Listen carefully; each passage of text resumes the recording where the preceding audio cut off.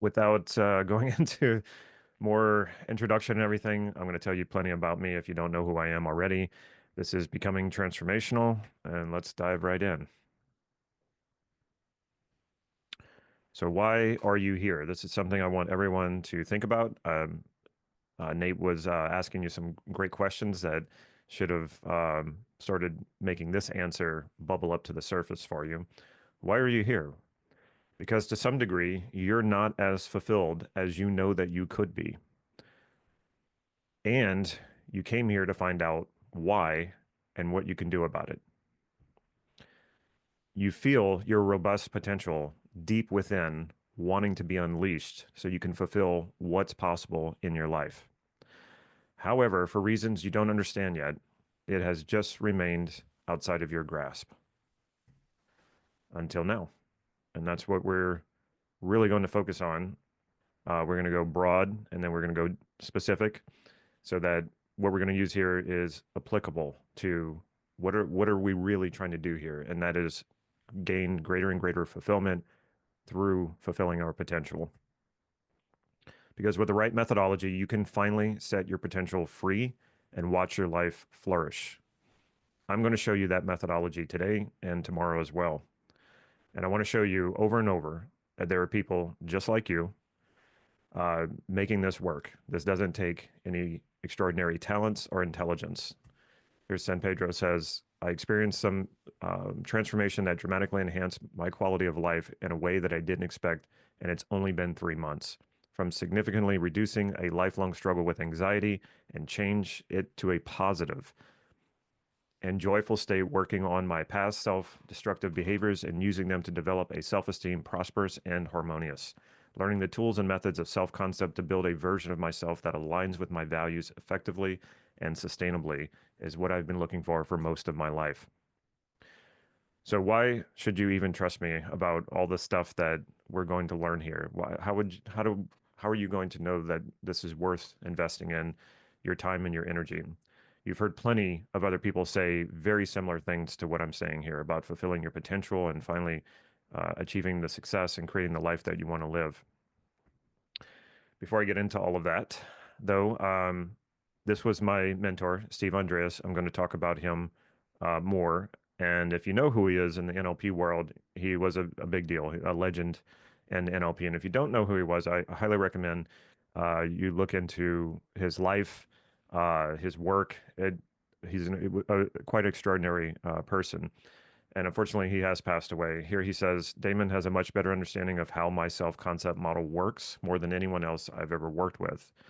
And so basically, what I say to people whenever they ask me how much of this did I come up with and how much of it was taught to me, in general, I just give credit to Steve. So when in doubt, if you're wondering if this is something I've created, I give Steve the credit. What I can take credit for is having done the work, having done what he taught and used it and to gain extraordinary results in my life. So that's what I can take credit for. But the work itself, the teaching is mainly Steve. Also, here's Rasmus, one of our students. The skills I've developed during the time I have been working with the model can be boiled down to a few important things: deep connection with myself and getting great tools to meet a client and move them forward towards the same outcome in a steady, respectful, and very effective way. I love this quote from Hunter S. Thompson. A man who procrastinates in his choosing will inevitably have his choice made for him by circumstance. Of course, we want to include women here too. This is an older quote. And I want you to think about this as we go through this training, because that's really what this is all about, in the sense that you're making choices all the time. When you think you're waiting, or I'm going to hold back from making a choice, I'm going to hesitate, or I'm going to wait for permission or something, whatever is causing you to hesitate, know that what you're actually doing is allowing your circumstances to decide for you. And this is why so many people will say things like, I feel like I don't have control or agency in my life, that life is just kind of happening to me and kind of pushing me this direction or that direction. You can change that right now by understanding that you're always making choices. And when you think you're not making choices, what you're actually choosing is to allow whatever's happening around you to determine who you are, where you're going, how you're going to live, what your life is going to be like. But you can take control of that. So welcome. As you already know, I'm Damon Cart, and my co-host is Nate Moore. And today's agenda is how I stumbled upon this transformational technology. Also, how to create a true vision that will guide you even when you're not consciously thinking about it. How to overcome resistance so you never have to worry about losing motivation or succumbing to procrastination ever again. Discover what has kept you from fulfilling your potential so you can change it. A pathway to finding your true purpose and true fulfillment. How does that sound? You ready for all this? Now, on the second bullet point where I said how to create a true vision that will guide you even when you're not consciously thinking about it, understand the significance of that. When it's unconscious, it's more powerful. All of your thoughts, all of your beliefs, the unconscious ones are the most powerful. Why? Because you don't know that it's there. You're not even aware of it. So you can't resist it. You can't argue with it. You can't choose something different. Imagine having a vision leading you to your highest potential, to your highest fulfillment that is powerful, and even more so because it's unconscious. That's what we're going to explore. Here's another one of our students, Lois. Self-concept has truly transformed my life, empowering me with valuable tools and techniques that have led to significant personal growth. Through this model, I have gained a deeper understanding of my thoughts, emotions, and behaviors, allowing me to notice and transform limiting patterns. All right, before we move on, would you like the whole recording of this? All that we're going to do today and tomorrow.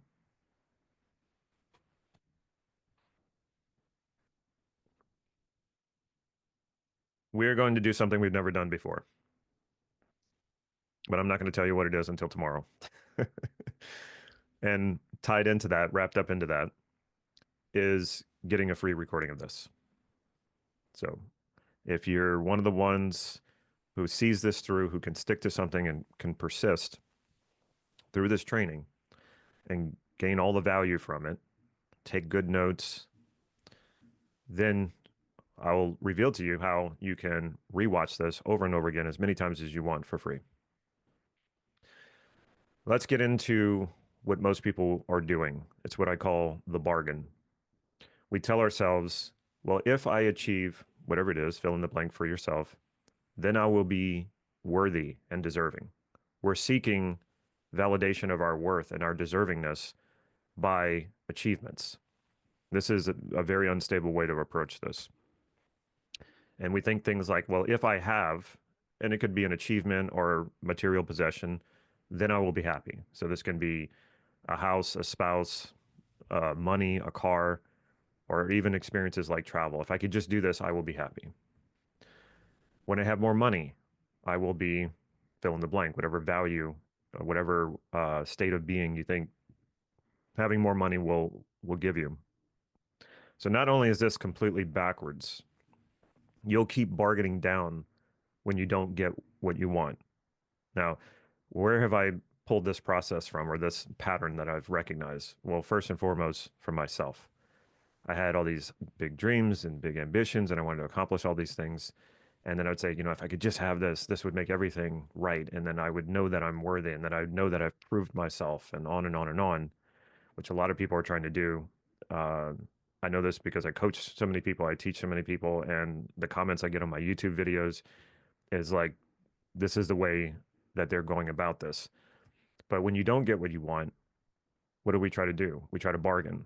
We try to want less, which only makes you feel smaller and smaller and will ensure that you don't get what you want.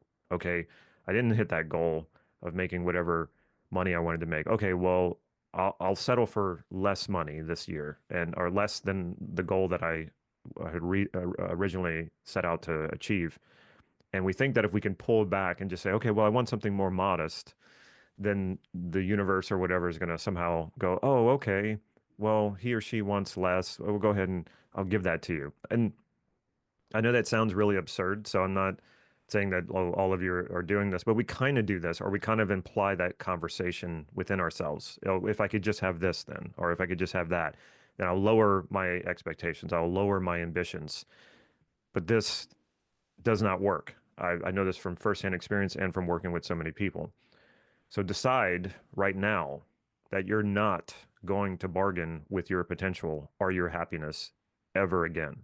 Those are non-negotiable. And we're going to get into values more. And what I want you to understand more than anything is you do not negotiate on your values. Now we can negotiate on realizing, if I set out to achieve a goal and then I realize, this goal is really not for me. This is not doing it for me.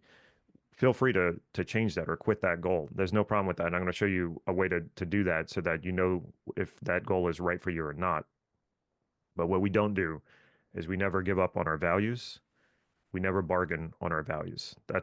If you start doing that, the game is over. And again, you can come back to it. You can understand this. And when you understand this, you'll never do that again. So decide right now that you're going to do something different starting today, that you're not going to bargain with those things.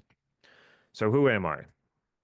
Just a guy who wanted to fix my failing insurance agency and fix my failing marriage. What you see here is a picture of me, much younger, but I'm quite miserable here. I'm standing in front of my insurance agency and I am not happy. I'm about 20 pounds overweight as well. And I wanted to stop falling into depression. This is me. So this is me 2 years after this picture. So this was 2 years earlier.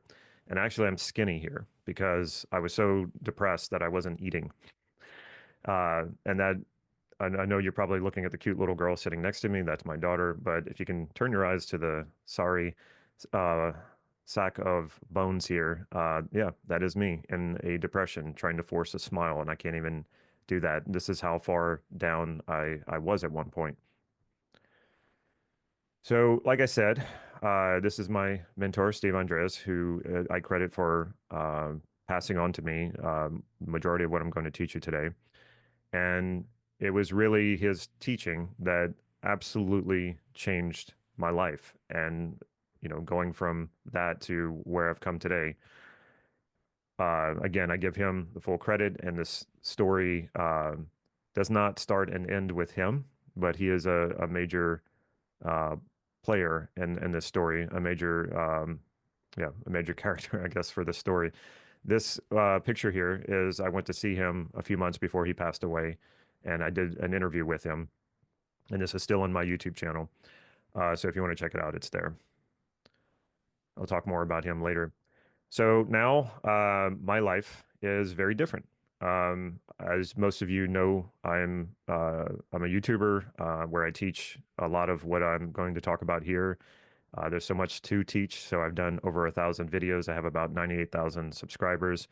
And I started doing this almost 9 years ago. And I could not have done this if it weren't for starting my NLP journey and learning NLP and using it and applying it to my life. I consider myself an introvert.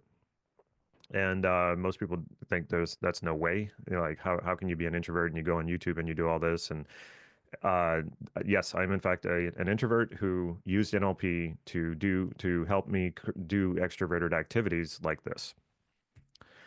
Along the way, I get to meet very interesting people. This is Maria Menounos. If you don't know who she is, she's an actress. She's been a host for Extra and E and Today and Access Hollywood. Very interesting person. She's on Howard Stern a lot. She's good friends with Tony Robbins. And she had a brain tumor. She had this amazing career. She's beautiful. She's an actress and all this. And she gets a brain tumor, and suddenly she gets an understanding of what is really important in life. So she gives up that career and creates a YouTube channel. And she has people on like Tony Robbins and everything. And they said, we want to get an NLP person on here who isn't Tony Robbins. And so they found me and they brought me on, and she interviewed me on her channel and I interviewed her on my channel. She has a very interesting story, really nice, wonderful person. You guys might know this guy, Nas Daily. He has a lot of personal development type videos. I think he got well known more on Facebook than YouTube. This is Leon Hendricks. He's also personal development. He's on YouTube. I like to go to YouTube conferences. Now, if you don't know who this is, you're kids probably do. This is Ryan Trahan. He's one very, very successful, very wholesome YouTuber, and he gave a speech at a summit that I was at, and just absolutely blew my mind. He was probably 24 at the time, and I was like, I got to go talk to this guy. And I just told him like what amazing wisdom he has for such a young guy. Check out his videos; they're quite interesting. So. For the past several years, I have been living my dream life, traveling the world with this young lady you see in these pictures. And the pandemic happened while I was busy living this life, and her and I got separated. And she's from Europe. That's why we couldn't get into each other's countries during the pandemic, and so we went to Istanbul and got married.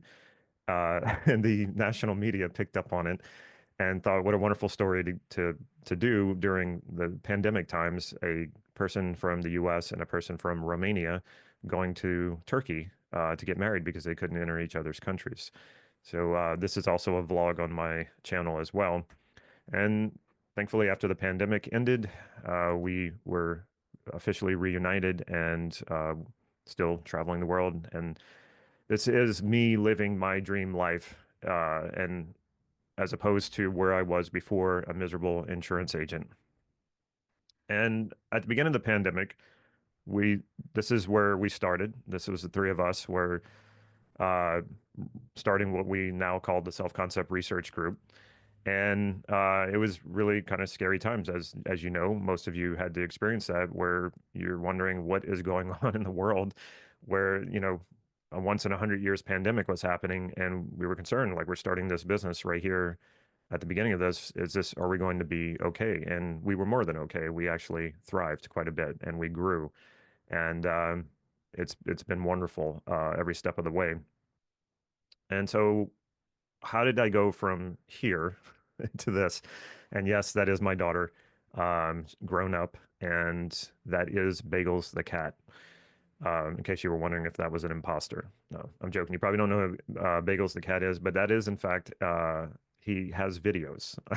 We're at a video conference here, and those are sunglasses that he's wearing. So what happened is the cat was born without eyelids, and someone made special glasses for him. And the owner of the cat brings him around and makes videos with him. And I had no idea about any of this until we wanted to hold the cat and take pictures with it, and then she explained everything to us.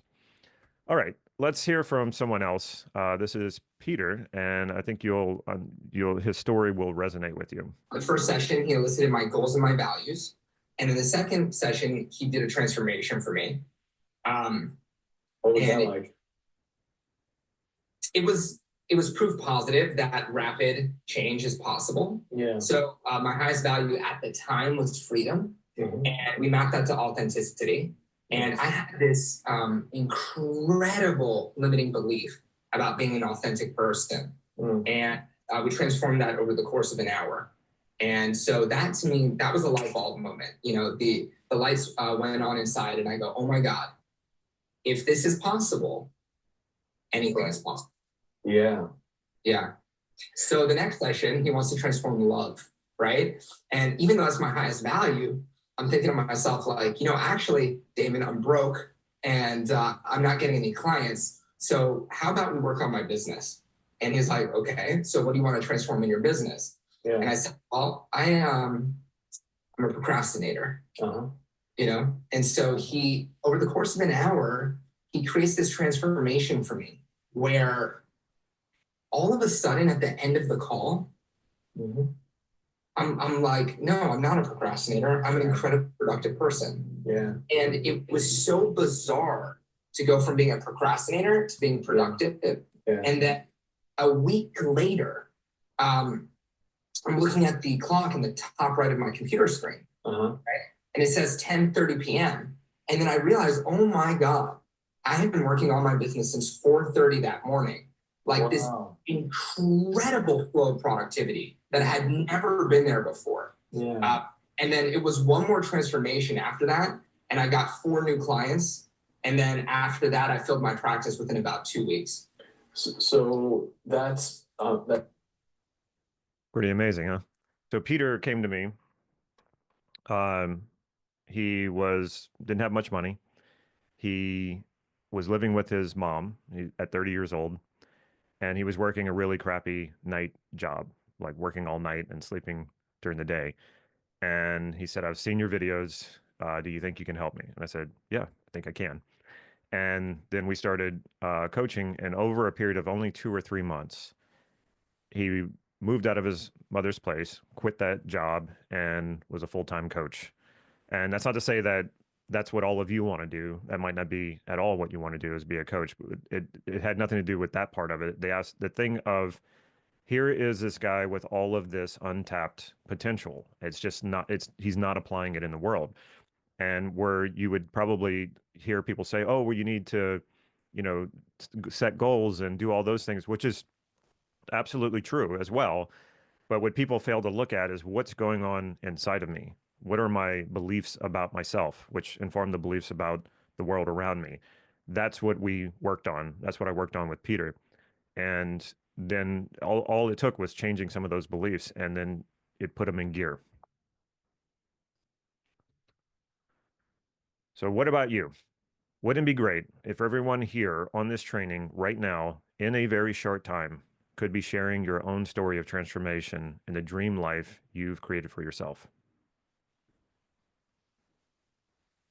Awesome. Trust me, you are so much closer than you think. So much closer than you think. So here's my goal for today and tomorrow to show you how, in the shortest time possible, to transform yourself so that you can create and sustain the version of your life that excites and fulfills you every day. If that's what you're here for, type a big fat yes in the chat box.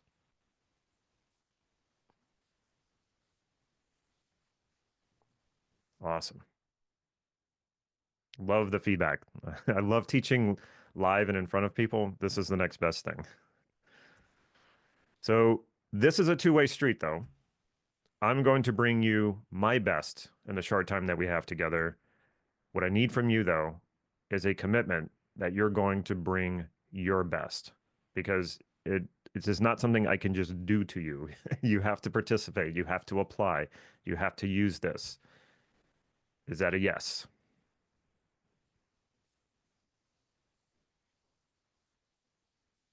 Awesome. The only people who don't make this work are the people who are not willing to commit to that. There's a lot of people walking around who still have this idea that, there's some person who can wave some magic wand over you, and then it all just sort of snaps into place. And that just is not true. You have to want this, you have to do it. Nothing is more frustrating to me. Nothing stings worse than someone encountering a life-changing idea and letting it go to waste. As we go through this together, all I ask is that you see yourself doing what I show you, to make it yours, to see the future show up right now in the present. Because as my mentor, Steve, used to say, what your mind attends to becomes real to you. Deal? Awesome. And again, people just like you, here's Stacy making this work. It's a great system for self-development and working with your limitations. I've spent most of my adulthood looking into one way or another to continue my growth path.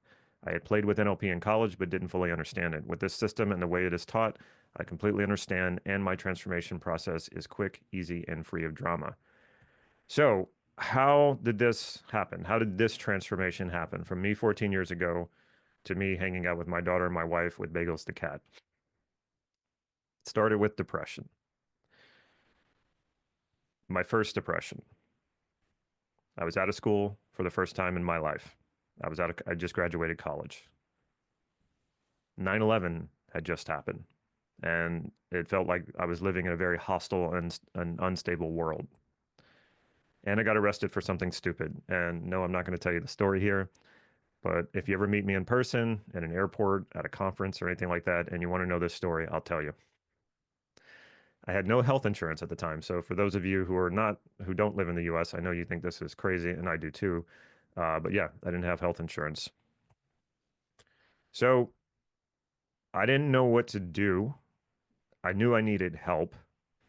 And I remembered that I had a professor who really made an impression on me. He taught a course called The Philosophy of Psychology. He started out with, I think it was William James and Freud, and he went through like kind of the main modalities throughout the history of psychology, even hypnosis. And he taught us how to hypnotize each other in the class. It was really cool. And he ended with NLP, Neuro Linguistic Programming. And he said, this is kind of the mother of them all. And I was really impressed. He also did Gestalt therapy, and I just found it all very fascinating. But I was a film student at the time, so I didn't think to go and train in this. And so after I graduated college and I fell into depression, I thought, I think he can help me. And I reached out to him and he said, yeah, come on into my office, Damon. And this is an actual picture of him and I in his office. No, I'm just kidding, of course. That is an actual picture of me pasted over Matt Damon in the movie Good Will Hunting with Robin Williams. So I go into my professor's office and he tells me, okay, well, what's going on? And I tell him, and he says, okay, come back next week. Also, I don't believe in a free service, but I don't need your money. So dedicate your time or donate some money to charity, and that'll be your charge for this service. So I came back the next week, and in one session, the depression was gone. I'm not kidding. This is no exaggeration. 1 hour session. I walk out of there. I walked in depressed, had been depressed for, it's hard to know exactly when it started, but for like 6 to 9 months. And then I was walking out fine, like even happy. And I was just like, what happened in that room? This NLP thing, someday I'm going to have to learn this. I didn't do it right away though. 10 years later, I fall into a second depression. Now, this is not in any way related to the previous first depression. Some people say, oh, well, it didn't last. Well, it was completely different situation, completely different. Okay. So, but if you want to think of it that way, okay, it lasted 10 years. But anyway, so radically different. I'm living in a different state. I'm now have kids. I'm married. I'm running a business. So everything was so incredibly different when I fell into my second depression. So after getting married, having kids, and giving up my dream of becoming a filmmaker, I felt absolutely lost. But I knew I wanted to be my own boss, and I knew I wanted to position myself to make as much money as I wanted rather than belong to a corporation that dictated my salary. So I did what what anyone in my position would do. I decided to go into the glamorous profession of insurance. Of course, then you guys saw that coming. Um, my father is an insurance agent, so that's why I thought, well, maybe I could do this. It would give me the freedom and the uh, financial freedom, and that'll enable me to go after my passions and my joys because I know insurance is not going to do it. Because I knew I didn't like insurance, but it just seemed like a way to buy my freedom. But if any of you are in business for yourself, you know that starting a business, you're anything but free. You're constantly working. I was working like 70 to 80 hours a week. So there was no freedom, there was no joy, there was no passion. So unsurprisingly, it didn't go well. And that's what landed me here and depressed. And that is actually on my lap right there, a book on how to grow your insurance agency. I was nonstop trying to figure this out and solve this problem.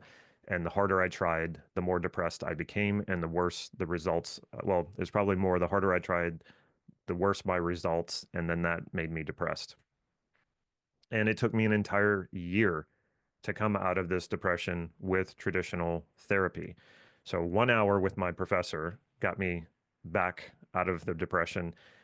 With traditional therapy, it took me a year. Now, I don't want to sound like I'm knocking traditional therapy or, the kind of therapies like cognitive behavioral therapy and the models that are out today. They are good models. And there are a lot of really good therapists. There's a lot of bad therapists too. And there's a lot of therapists somewhere in between.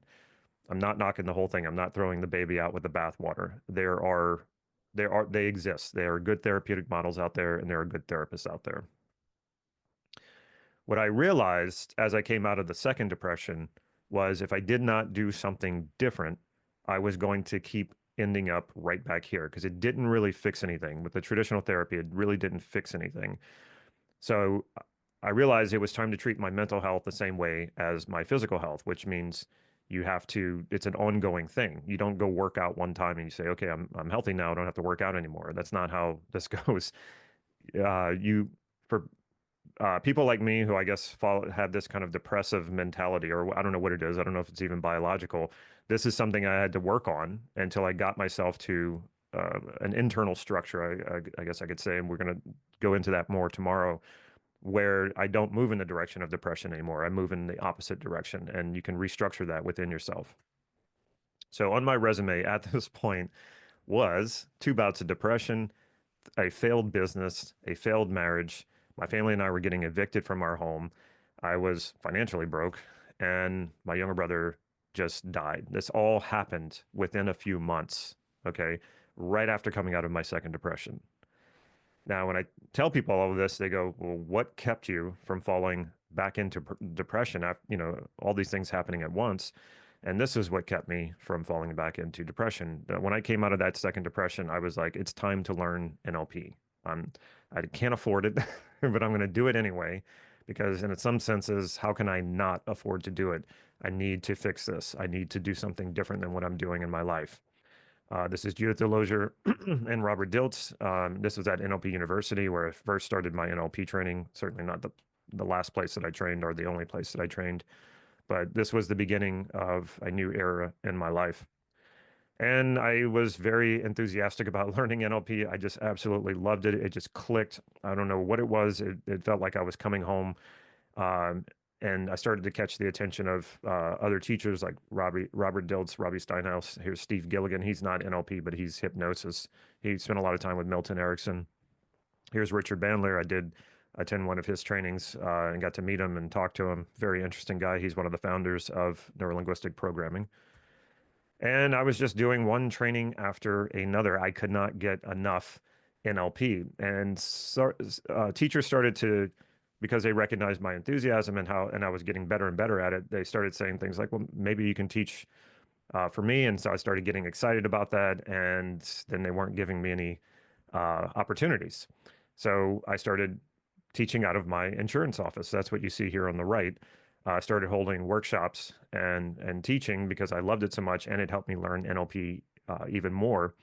And then I hit another plateau. Now, the good thing about this plateau, not that plateaus are good, but the good thing about it was I wasn't depressed. I had figured out enough to have agency over that. And so it wasn't like bad things happen and then I fall back into depression. No, I knew the way forward, at least the direction, but I still had a lot more to learn.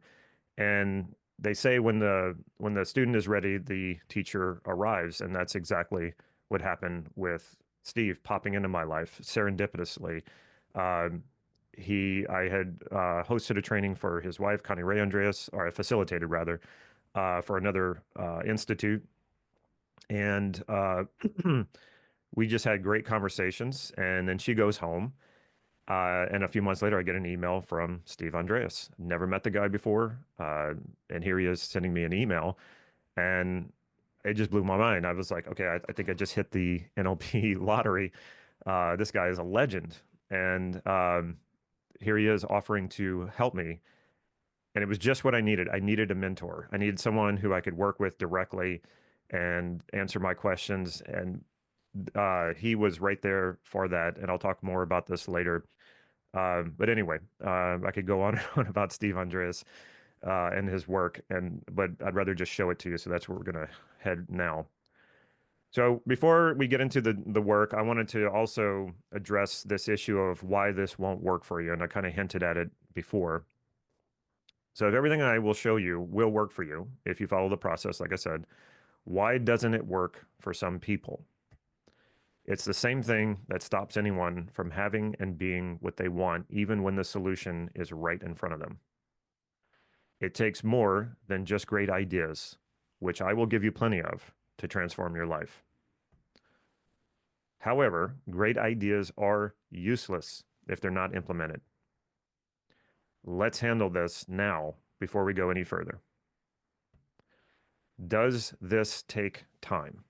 Does it take time to learn and to implement in your life? Yes, of course it does. Of course it does. Have you ever known a get-rich-quick scheme that actually works and is legal? I don't. So just an example of this, these things do take time, and change in itself doesn't necessarily take a long time. You can change instantly. You can transform instantly. Now, how those changes, how that internal change then affects all the external, that's what takes time. So mastering yourself and your life doesn't happen overnight. But one thing is for certain, no one else can do it for you. So if you don't start, it won't happen. Not 10 years from now, nor 20 years from now. The years are going to pass regardless. Waiting does not stop time. This is so important. People think, oh, if I'm going to wait to make that choice, or I'm going to wait to make that decision, or I'm going to put it off till tomorrow, or whatever. The time is ticking away. You cannot stop time. That is going to happen. So 10 years from now is going to happen whether you start now or you don't start now. The difference is going to be is 10 years from now, you're either going to have the life that you want or you're not. And that all depends on the choices you make right now. So waiting just stops you. Does this take money? Not necessarily. Not necessarily. The information is out there. You will need to invest in your education and training, which means you will either spend extra time to find what you need to know, or you can pay for guidance and save yourself time. But some way you have to invest here. You either invest the time or you invest the money, or you can do a combination of both and speed up the process. One way or the other, you have to invest in yourself. There's a lot of times people, this is what's their problem. They want it all, but without the investment, it just does not happen. And why wouldn't you invest in the most precious thing you have? Your life. Why, if you're going to invest in something, your life, that's it, right? And you could say, well, I have, I think of other people and my family, and that, yeah, absolutely. Investing in your life, investing in yourself, making you the best that you can be includes your relationships. Absolutely. So like most things, you get what you pay for. You wouldn't buy the cheapest parachute or the least expensive life jacket or anything else when your life is at stake. And whether you realize it or not, your life is indeed at stake right now. I don't mean that in a threatening way, of course. What I mean is think about the rest of your life. How happy have you been with your life so far? And I really do hope that most of you have been pretty happy with your life so far. I think most people are kind of in the middle on that. I was on the extreme opposite of that. I was depressed. So it made sense to me to go the opposite extreme. And I really, really wanted to live the most fulfilling life, the life that I know that, like, am I really living it at my potential? That's the edge that I always want to be. And it is the most fulfilling and most rewarding life that I've ever lived. And that's going to look different for every person, every one of you, that's going to look different. And that's why I say your life is at stake. The rest of your life is at stake based on what you decide to do right now. So don't wait for a life-threatening experience to finally see the value in your life and that the tools to access that value is right in front of you. Realize that there is nothing more important than investing everything you can into your life, because the dividends will keep compounding. And it's unfortunate, though, that most people, the only way that they really wake up is if they have a life-threatening experience or they get to midlife and they go, oh, wait a minute.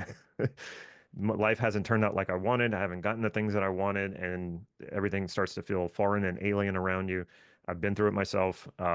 What I can tell you about the midlife crisis is you can absolutely leverage it to your benefit. And so instead of being caught by surprise and going through what, the crisis part of it, you can actually use it to create the life that you want to live. So you might blame obstacles for getting in your way, which cause you to fear failure and to feel like you're not good enough. So you hesitate or you wait before truly committing 100% to giving your life your all. This is a tragedy. This is a tragedy. Waiting, the way that I'm referring to it here, is a mindset. Of course, you have to wait for a train or you wait for a bus or an airplane. That's not the kind of waiting that I'm talking about. Waiting as a mentality is a tragedy because it is only stopping you. And again, it goes back to that saying from Hunter S. Thompson. You're allowing when you wait, you're allowing circumstances to make your choices for you. And again, you can change this now. You can find a way around any obstacle if you overcome the only obstacle that really matters, your own limiting beliefs. So again, Another person who's making this work, Richard, a year's training with the self-concept group has left me much more at ease with myself. The excellent coaching, training, and learning shared in this group supported me in discovering some seriously uncomfortable internal structures I've been carrying around and transforming them so that I am holding much less tension than I used to. So you may be thinking, Damon, what if this is too difficult and I just can't make it work? I get it. I've been to so many trainings in personal development that just did not work for me. And I thought, is there something wrong with me? This is not about how intelligent or talented you are. It's about understanding how you create value in your mind. You're already doing this. You're already doing what I'm going to show you. We're just going to make it conscious. You just need to understand it consciously, which anyone can do. So you may be thinking, but Damon, I've tried everything and nothing works. You haven't tried this, and in that case, you have nothing to lose. The most underestimated and overlooked tool when it comes to creating the life that you want is commitment. So I hope I have you convinced by now. My commitment to my teacher was that I would take everything I had learned from him and share it and teach it, which is what he really wanted me to do. But I didn't commit to that because he wanted me to do it.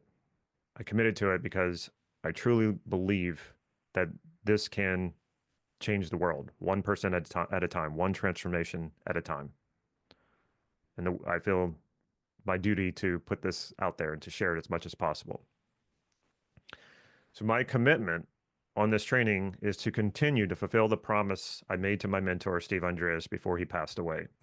And that is to share the technology of transformation with as many people as I possibly can, to teach how self-concept works in order to strengthen it and change it when you want to, so that you can live a more successful and satisfying life, to help people rapidly make their self-concept stronger, more resilient, and more aligned with your values and goals, to help people avoid the unpleasant pitfalls and consequences of a poor self-concept, and to help people continually improve your life as you respond to unfolding events. Does that sound good?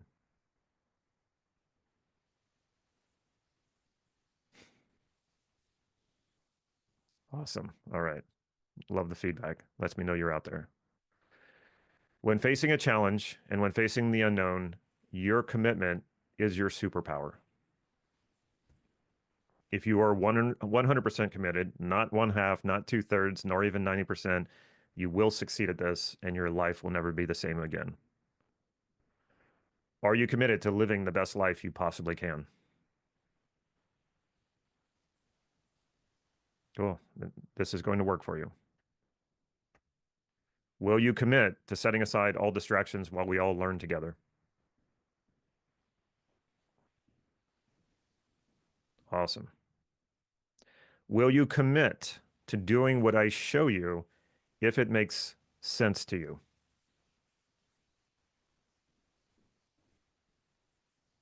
All right. And if it doesn't make sense, make sure you ask questions. We will answer them. This training is for you if you're committed to creating the life you want to live. If you're willing to change, to even transform in order to create that life. If you're willing to heal any wounds that hold you back. If you realize that this training is just an introduction to get you to the next necessary step. This training is not for you if you're committed to clinging to resentments and blame. Nothing kills your motivation more than resentment. That's just straight poison. This training is not for you if you're unwilling to approach this material with an open mind. It's not for you if you plan to sit through it passively and not participate in the exercises. It's not for you if you're offended if I make you an offer to invest in your coaching and training. So we're going to get started on vision. Then we will do overcome, which I'll explain what we're going to overcome later, and then transform. And what I'd like to do right now, before we get started, is I'm glad everybody seems really motivated, and that's awesome. What I want to do is take 5 minutes to give everyone a chance to go to the restroom, get a drink of water or coffee, whatever it is, so that you are ready to learn, because we're going to dive right into this and we're going to get our hands dirty, so to speak. All right. So Yulia, you want to put 5 minutes on the clock. Awesome.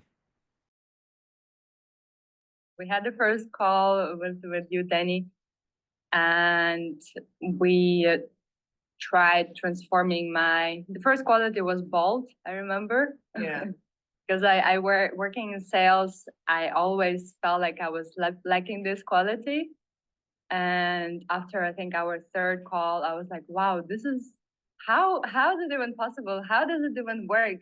It was just mind blowing. And I don't know if I answered your question or Yeah, and you totally answered my question. And can you share a little bit about how transforming even that quality, because you've transformed a lot of quality since then, right? You've been working on several projects, but just even sharing the significance of doing that transformation, how that impacted, your sales or other aspects of your life.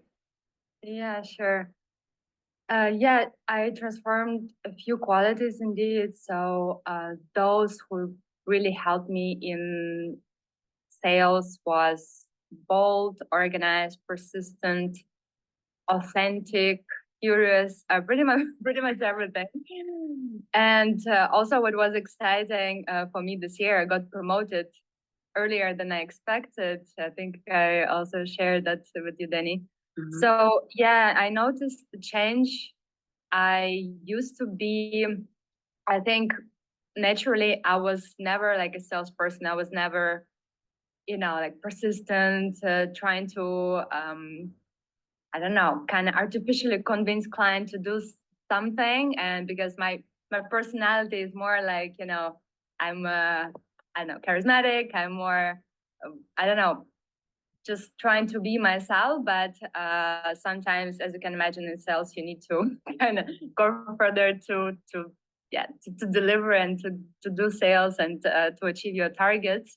Mm-hmm. And this really, really helped me to boost my performance. And was also interesting to explore this boundary work that is also part of self-concept. And I noticed that it also worked quite well with my clients, and especially when I started meet them in person. Mm. So it's really interested. So I definitely see positive changes in my career, and also what's interesting now that I also shared that I would like to explore a possibility of being a coach myself in some years. Of course, I have no experience. I don't know what exactly I want to do, but I really love NLP, and it is something that I'm excited about, and I would like to give it a go. And so it's really great because I'm making huge progress, I think, at my day-to-day job, but at the same time, I'm pursuing my another goal that I really, really, really value. And I think this is something that fits me. Because I was receiving lots of feedback from people that you're such a people person, you would be great as a therapist, but of course you need an education for that and stuff like that, or a coach, you would be so great. And then I was always thinking, maybe I did something wrong in my life. Maybe I'm just pursuing the wrong career. But it's just a combination. I don't know where my life, will lead me, but it doesn't matter. So now what matters is I feel like I'm on the right path. I'm doing what I love doing and exploring something I'm even more excited about. So I think, and let's see. Awesome. No, that's really, really cool. And what do you think that this whole process made you learn about yourself? Good question.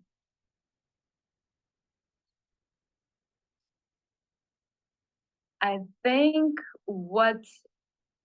first of all, value solicitation was a really great exercise to start with, to really see what my values are, not values that my mom told me or other people around me, but what do I really want and value.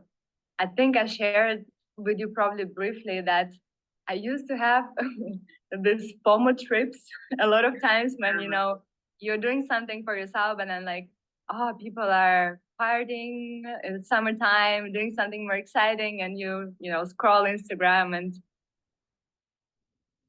Have I read The Structure of Magic, and do I recommend it? Um, I've read it.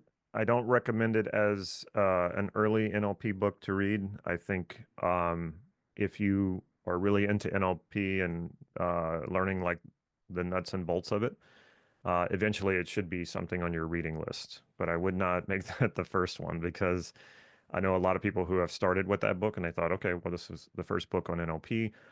You know, doesn't it make sense to read this one first? This is where I should start.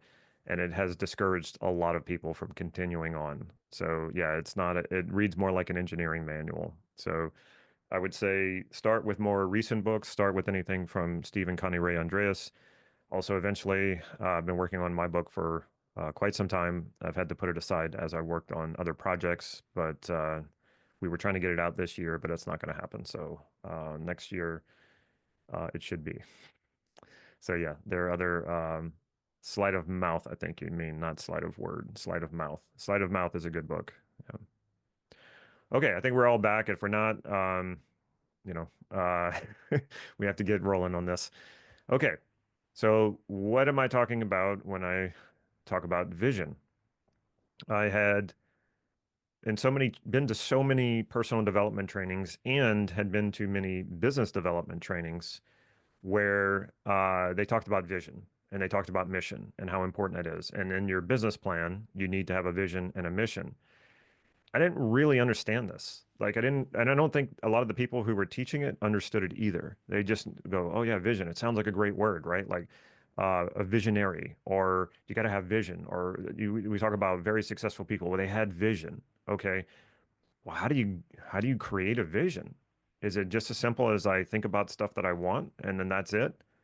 And actually, there's a lot of people who teach exactly that. Things like law of attraction, and if you just visualize it, it's all going to happen. Well, I sure hope not, because there's a lot of images that pop into my mind randomly that I do not want to become real. So how do we create a real vision? What I would do in my business plans, or when I was working in I was in these, attending these workshops, is I would just kind of make it up. Like, oh, this looks good. All right, I'll just think about that, right? And it never worked out, because most people, when they create a vision, they're not really truly connected to that vision. Well, how do we do that? We're going to get into it. But what is the importance of vision? Let's cover that first. If you don't have a vision for what you want your life to be like, you're leaving it up to chance that you might haphazardly and accidentally stumble across it. I don't know about you, but I am not willing to leave my life's fulfillment up to chance. How many of you actually have a vision for your life, or at least a vision for a particular context in your life?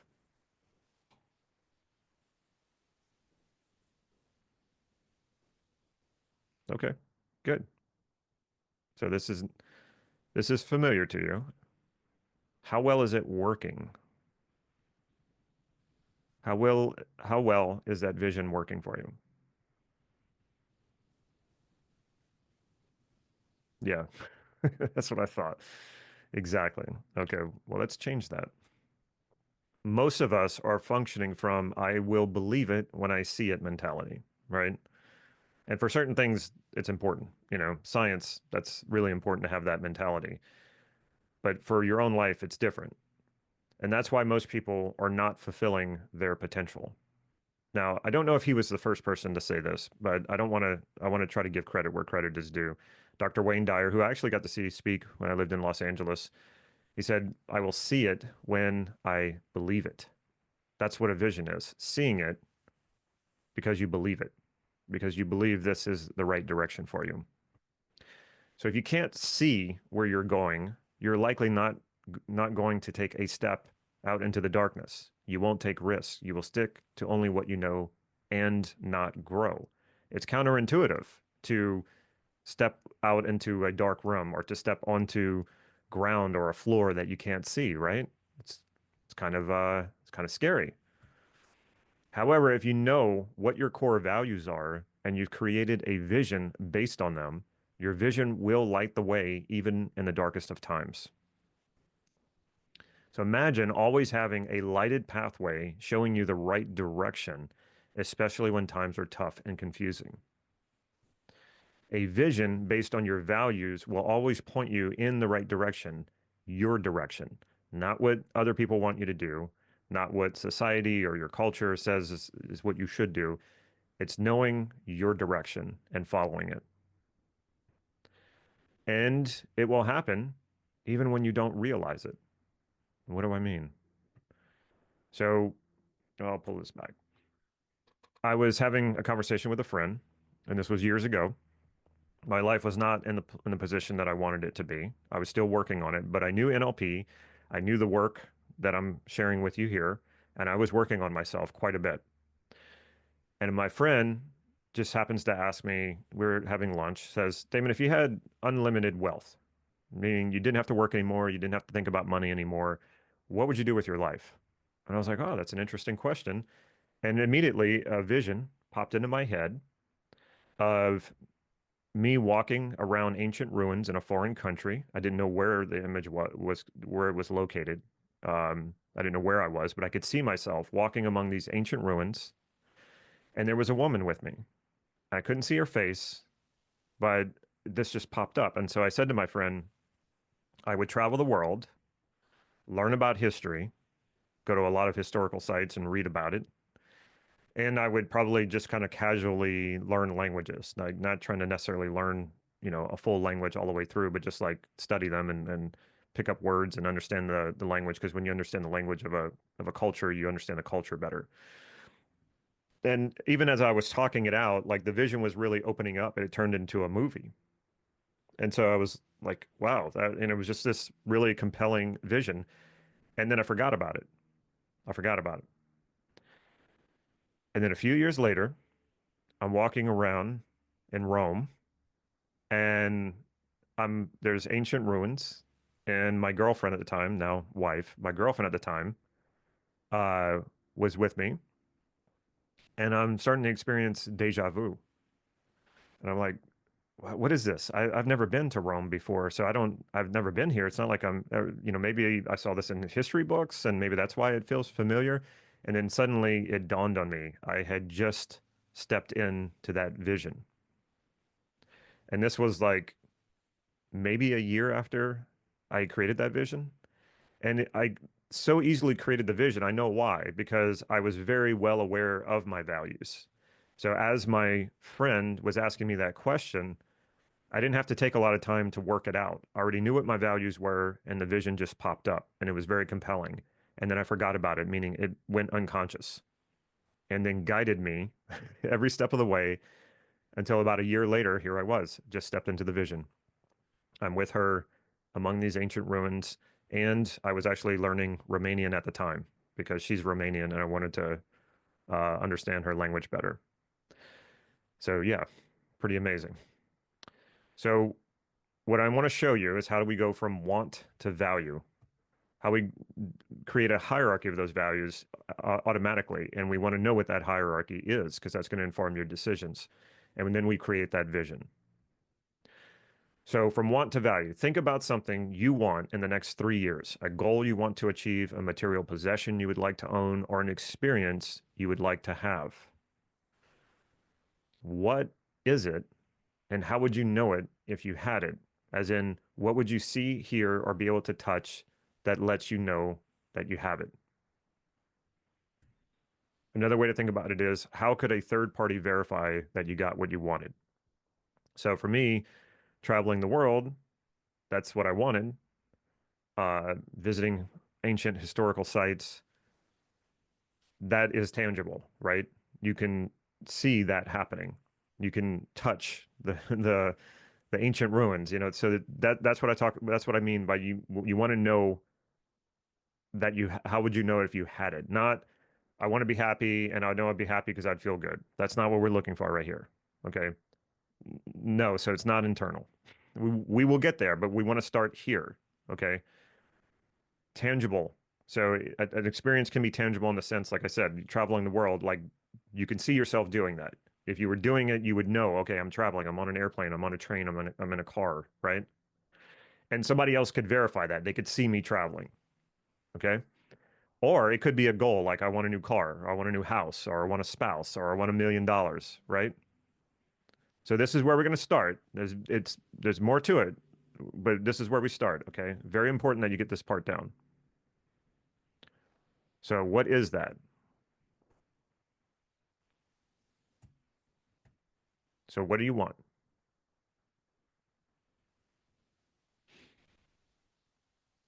Okay, good. New home, best-selling book, tangible.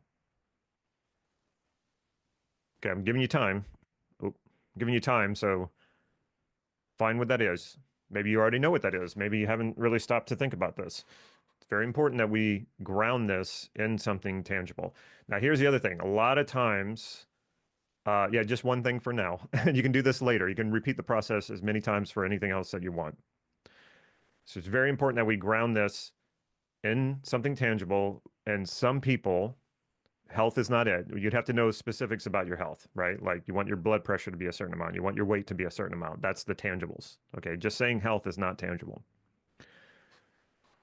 What happens for a lot of people when I ask them to do this is they get like, they go into a little bit of a analysis paralysis, or they get afraid that if they finally state the tangible that they want, then now they're locked into it. Well, now they have to go for this, and maybe they don't want to go for this.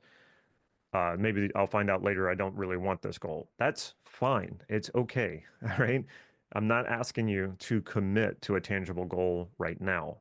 I want you to just think about what is it that you want, a tangible that you want. Okay. You can always change it later. In fact, about half of you will change it. All right. So it's perfectly okay to change it. This is just the starting point. This is grounding what you want in physical reality. Okay. We always want to be connected to that.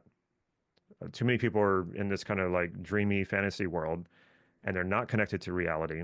And then even further, they don't want to take actions because they don't want to be disappointed that it's not like the fantasy in their head, which means they just continue living in their head in a fantasy and not actually applying this in real life. So you always want to have a connection to reality. How do I apply this? How do I take my want and turn it into something real? Okay, I think you guys are getting it.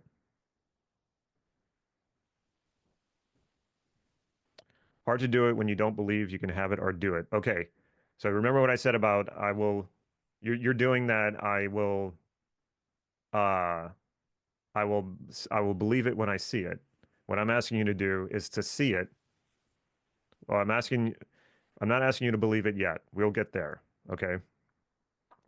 But if you say, well, I don't believe I can do it, well, we still need to know where you want, what you want and where that direction is. Okay. So even if you don't believe it, that's okay. That's okay. We got to start somewhere.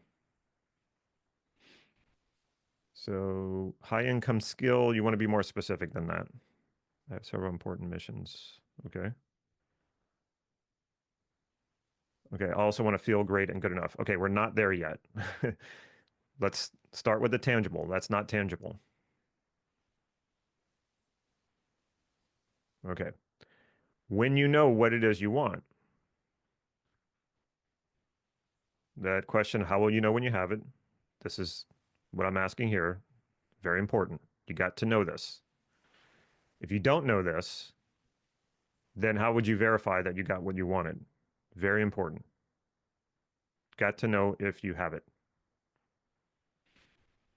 And the other problem that can happen with this is people would keep moving the goalposts for themselves, and they never allow themselves to enjoy and feel fulfilled by what they're creating and what they're achieving because they don't know how they will know when they have it. They haven't made that connection. So very important. Okay. Then the next question is, once you have that tangible goal, what will that do for you? What will that do for you? Another way of asking that same question is, what's important to you about that? Okay. So you start with the tangible goal. what you want, how you know you will have it, that's what I mean by tangible, then you ask yourself, what will this do for me? What's important to me about this?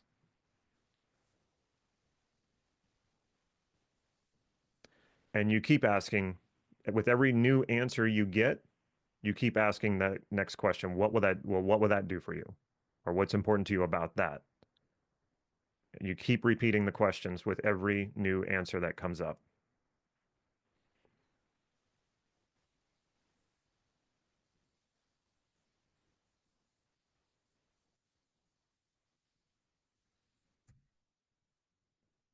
So what you want also must be stated in the positive versus what you don't want. This happens a lot for a lot of people. I'll say, well, what do you want? And they'll say, well, I don't want. And I said, okay, we know what you don't want. What do you want instead?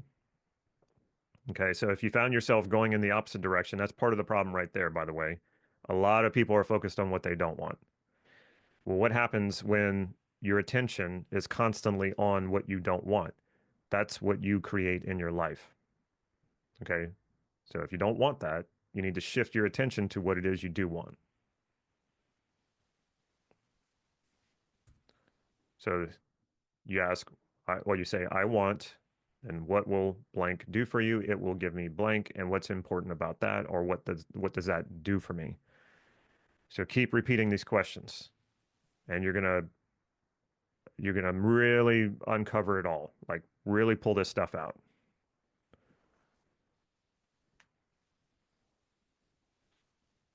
And what we're doing here, when you're asking these questions and you keep asking more and more, you're eliciting your values. This is how you elicit your values.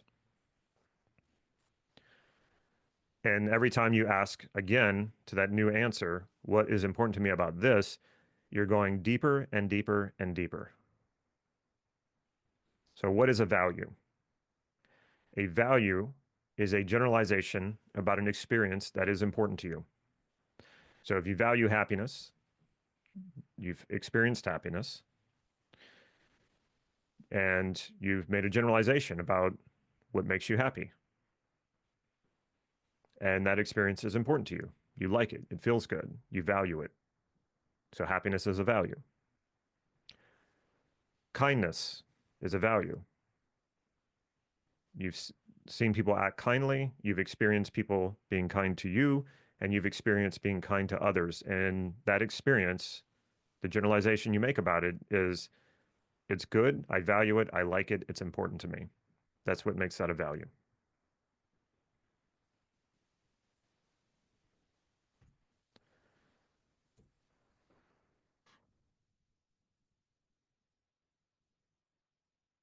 Okay, so I see you guys posting your values, which is great. I want to talk about a few values you want to watch out for. Actually, I think I have them listed over here. Okay. Now, on the next slide, I do have some some values listed, and I try to wait a while before I show that to you because I want to show you some examples, but the last thing I want is for you to look on a piece of paper or look on a screen for your values and then write them down. Now, why don't I want you to do that? Because that would rob you of the experience and the process of connecting with your values. When you do this on your own and you elicit your values from yourself, you are literally taking the value that's in your unconscious and making it conscious. And that is where the magic starts to happen. Okay? If instead I just gave you a list of them and then you just go and circle which ones you like, it robs you of that experience. And so that would put you already off into a bad start. Okay. We don't want to do that. I'll even tell you a story about this. So my wife has a friend who lives in the UK, and nothing against the UK. But anyway, she went to a therapist, and nothing against all therapists. I feel like I have to give all these disclaimers because people think I'm saying like negative things about these places or these people. I'm not. She went to a therapist. She was having some issues. And the therapist did exactly that. The therapist said, well, you know, values are very important. And here's a piece of paper in which had like over 100 values listed on it. And the therapist told her, go and, you know, circle the values that she likes and bring that piece of paper. Leslie, Leslie, the therapist in the UK. Um, he said, take that, you know, piece of paper back to the next session and then they would discuss it. And so wasn't talking to my wife about this because she knows what I do. She didn't know that we did anything with that.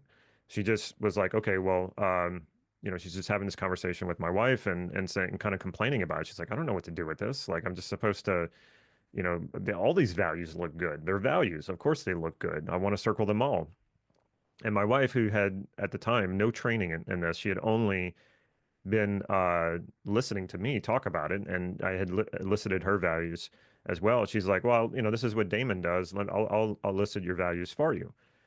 And so my wife does it with her, and she was like, "This is amazing." And she was like, "This is more helpful than anything that the therapist had done with her." And so again, I just want to point out how important it is to elicit your values from yourself. Don't pull them off of a piece of paper. Don't take them from someone else. This is you're going to cripple this experience, the point of this right from the beginning. So we don't want that. All right. Now I also want to talk about some values that you want to watch out for. So I'm going to go ahead and show you the next slide. Again, I don't want you to take the values off this slide just because they're here and they look good. I want you to genuinely understand what it is you value about that goal that you set, because that is your motivation. If you're wondering where motivation comes from, it comes from your values. And most of the time, this is unconscious. People see, you know, a big, bright, shiny object, and a lot of people want it. So they think, well, it must be valuable. So I want it too. And then they go and they get it and they go, this is rather empty. This doesn't bring me any joy or fulfillment. That's because the person went after something that was not driven by their true values. And you've probably had this experience before. You went out and slayed some dragon, you know, you accomplished something really big, or you got what you wanted and it was hard work and it felt good for about an hour. You know, the relief of that it's over felt pretty good. And then it was over and then you're like, you know, what's going on? Is this all there is? And so what do? You set another goal and you spend the next couple of 2 or 3 years of your life withholding gratification and working hard for something, and it doesn't feel good, but you're trying to get to that goal, and then you get to that goal, and once again, the same experience. You go, well, was that really worth it? And then, but without a goal, you feel purposeless. So you set another goal and you keep repeating this process. Now, a lot of people I work with one-on-one, that's what has happened to them. They are very successful people. They've accomplished a lot. They have a lot of money. They have all the stuff that they need, and they can't understand why they're unfulfilled. And then we started listening their values, and it turns out most of the stuff that they're working toward, most of the stuff they have accomplished, none of it was aligned with their values. So there's your answer. That's why it's empty and unfulfilling. Well, wouldn't you like to know that before you go chasing a big goal? Wouldn't you like to know ahead of time that it's going to be fulfilling? And one of the clues is that it's fulfilling right from the start. Just working toward that goal should be fulfilling. If it's not, then you want to check in. Is this really aligned with my values? Because what happens is when you start setting goals that are aligned with your values, you start to realize that the goal is the least important part of this. It's really the least important part. It's a stepping stone. The most important part is that you're aligned with your values, and that feels rewarding. It feels fulfilling. You're tapping into your potential. It's motivating. So if you spend 2 years on a goal to achieve a goal, would you rather you get only in those 2 years, the only fulfillment you get is when you achieve the goal at the end, which only lasts, you know, it's momentary? Or would you rather enjoy the entire process and feel fulfilled and rewarded every step of the way, to the point that when you achieve the goal, you go, well, that wasn't the main part of this. The main part of it was the journey. Yeah, that's the power of your values. That's the power of knowing what your values are and aligning with them. And for most people, they will never even ever get to know what their true values are because they don't know how to elicit those values. That's different for you now. This changes everything. This is the game changer. When you can do this, what you're doing right now, this alone will change your life. And we haven't even gotten into the deep stuff yet. Okay, so examples of values are words like peace, love, joy, freedom, passion, fun, creativity, growth, humor, playfulness, happiness, authenticity, kindness, love, empowerment. Of course, it's not limited to these. These are just some, okay? And if this is not on your list of values that you've just elicited, that's okay. They don't need to be. I'm sure in different areas of your life, different goals are going to be driven by different values. Yes, security is a value, but it's a very low level value. We need security to function. We need a certain amount of security to function. But security does not have a lot of fulfillment in it. And you're not going to really tap into your potential if you never get past security. So security, it's more like a gateway to lead you toward higher values. For example, it's really hard to be happy unless you have some sense of security, right? So security, enough security enables you to then be happy, right? Which is a much more rewarding, fulfilling experience. It's a bigger experience. I'm seeing you guys put up some really good values here. It's not necessarily an away from value. Security is not necessarily an away from value, but you want to be kind of careful with it. A lot of times people put that as their highest value. It is not because it's just not that much. Like I said, there's not much fulfillment in it, but it's necessary. It's absolutely necessary. So I want to talk about values that are too general to be useful. Okay, they're not bad. They're not bad. They're just not very useful, especially for what we're going to use them for. Okay, values such as fulfillment, meaning, purpose, contentment, confidence. Okay, so why are these not very useful? And if they're on your list, I recommend taking them off because again, they're not very useful. Fulfillment, meaning, purpose, contentment, and confidence, these are all things you get when you're fulfilling your highest values. So what we need to know is what are those values that lead to fulfillment, meaning, purpose, contentment, and confidence. Okay? If we focus on fulfillment, meaning, purpose, and contentment and confidence, we don't really know what to do. It's not specific enough. Okay? So very important that we get to what are the values. So a lot of times people just put words like these and they think they're done. But no, like if I just said, okay, well, go fulfill yourself or go be meaningful, go be purposeful, go be content, go be confident. You're going to be like, okay, well, how do I do that, Damon? Exactly. That's why this isn't that useful. It's not bad. It's just not useful. It's the end point. And a lot of times that's what people are trying to do. They're trying to jump to the end. Well, we have to get there. So how do we get there? We have to know what the end is built on. So what is fulfillment built on? What is meaning, purpose, contentment, and confidence built on? It's built on your more specific values. So someone says, Damon, am I mistaken? Or you said last time that authenticity is a lesser value too. No. Authenticity is way up there.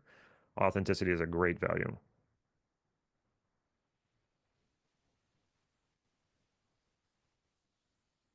What's the difference between joy and happiness? That's up to you. So like, don't look to other people to define these things for you. If joy and happiness are both important to you, then it's up to you to know why, or not to know why, because that gets a little regressive, but what is the difference for you between joy and happiness? Don't look to other people to answer that for you. This is what I was saying, like, we want to know our values and what they mean to us. We don't want to depend on others to tell us that because that's them, and that following their way is not going to fulfill you, not at least not nearly as much as your own values and how you fulfill those values will fulfill you. The value have to do with other people or just yourself? It depends. I mean, connection is a value that involves other people, and it's a wonderful value, so it's very good. Okay, so I'll show you. Here's the values you want to watch out for. And not just watch out for, you don't want to use these values. Now, pretty much anything that comes up can be used in a way, and I'll explain what I mean. So values like respect, power, status, self-love, pride, discipline, and willpower. Yes, I'll explain each one of these. Okay. So why do you not want to go for respect? Well, respect is something that someone else has to give you. Okay. So what does that mean? That means you're dependent on other people for it. If your fulfillment and the fulfillment of your values is dependent on other people, you've just given away all control of that. You've just made yourself a prisoner to what other people think of you or what other people are willing to give to you. So it's not, you don't want to have respect as a value. Now, that doesn't mean that you can't enjoy respect and that you shouldn't appreciate respect when someone's respecting you. Absolutely appreciate it. It's nice. Just don't depend on it for your fulfillment. So when a value like respect comes up, what I would say is, knowing all that I just explained to you, if you were to take away the part of this that requires someone else to give it to you, what is it that you really value about this? Okay. There is something here. So I don't want to just say don't use it at all. Find out what is important to you that does not make you dependent on others, something that you can validate for yourself. That's what you're looking for. But if you're trying to fulfill the value of respect, that means you have to wait for people to give it to you, which often turns you into a people pleaser. And here's the other thing too. You can't please all people. So you're going to be going in all different directions. And that's going to drive you crazy. And you're not going to, it's going to weaken your sense of self. We want to strengthen your sense of self, not weaken it. Okay. Power. Why is power a problem? A lot of people say that, right? Like, oh, I want to be powerful. I want to be in my power. Okay. The problem with that is what the word implies. And people might say, well, I don't mean it the way that you're talking about, Damon. It's like, well, it doesn't matter if you mean it that way. The implications are there, and your unconscious, whether you like it or not, factors in those implications. So what does power imply? Power implies power over something. Power just doesn't exist in a vacuum, right? If you wanted to be powerful, but you were put in a room with absolutely nothing, well, what are you powerful? You can't really be powerful. There's nothing to overpower, right? So we want to keep that in mind and then say, well, what is it? What is the value here? Minus the self-importance part of it, minus the wanting to overpower. What is that's here? And you can find a value by eliciting it from power, okay? Now, some people will say, well, no, I only want power over myself, or I only want power over over my life, right? Now we're moving into the whole self-love thing. When you say you want to overpower your life, or you want to power, you want power over your life, or you want power over yourself, what does that imply as well? That implies that there's a part of you that does the overpowering, and that there's a part of you that is overpowered. Okay. You've just created an internal conflict. All right. You are not two parts, one overpowering the other part of you. Okay. Stop thinking like that, because that's part of the problem. That creates a lot of friction and conflict. Okay. We want integration. We want wholeness, right? That's where fulfillment lies, not in defeating yourself, or not in believing that you have this part of you that is sabotaging yourself and you have to defeat it. That's not how this works. Okay. So again, think about what that power means, and elicit this is what I tell people. Take power and how you think of it and remove the self-important aspects of it. What are you left with? That's usually a good value. Okay. Status, it's like respect. It has to be given to you. You don't have control over it. Now, you can do things to position yourself in a way that people will think of you as high status, but there's no guarantee of this. Whereas your values, you can actively do anything that aligns with your values at any time, and you can validate that for yourself. Status, you cannot. Status is an external validation. So again, if you have status and you acquire status and you like it, that's fine. You can appreciate it. Nothing wrong with that. But I would say don't go after it. Don't try to fulfill status as a value. Okay. Self-love. All right. This, I've already seen several questions already, people asking, what about self-love? Because we hear self-love all the time, right? We hear self-love, and so many gurus teaching self-love. Did anybody here see the video that I did about identity shifting, where I'm actually working with a real client? I put footage in the video of me working with the client. Yeah, so this is the same thing. What was his issue? He thought of himself as a very sympathetic person. And what I could tell, I knew what the problem was, and he was very smart. So I had to sort of work around him without him realizing what I was doing. And so he has a category here. He categorizes himself as a sympathetic person. What does that mean to him is that he's nice to people, he tries to help people. So people is another category, and he was not including himself in that category. So I had to tell him, I said, Paul, are you a person as well? And he says, yeah. And I said, okay, well, by the definition of being sympathetic means you're sympathetic toward people. You're a person too.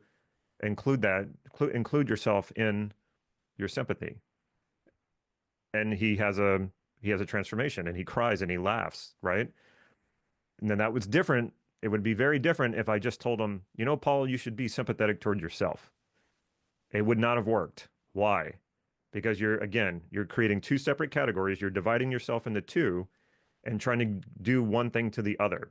This is not how we function, okay?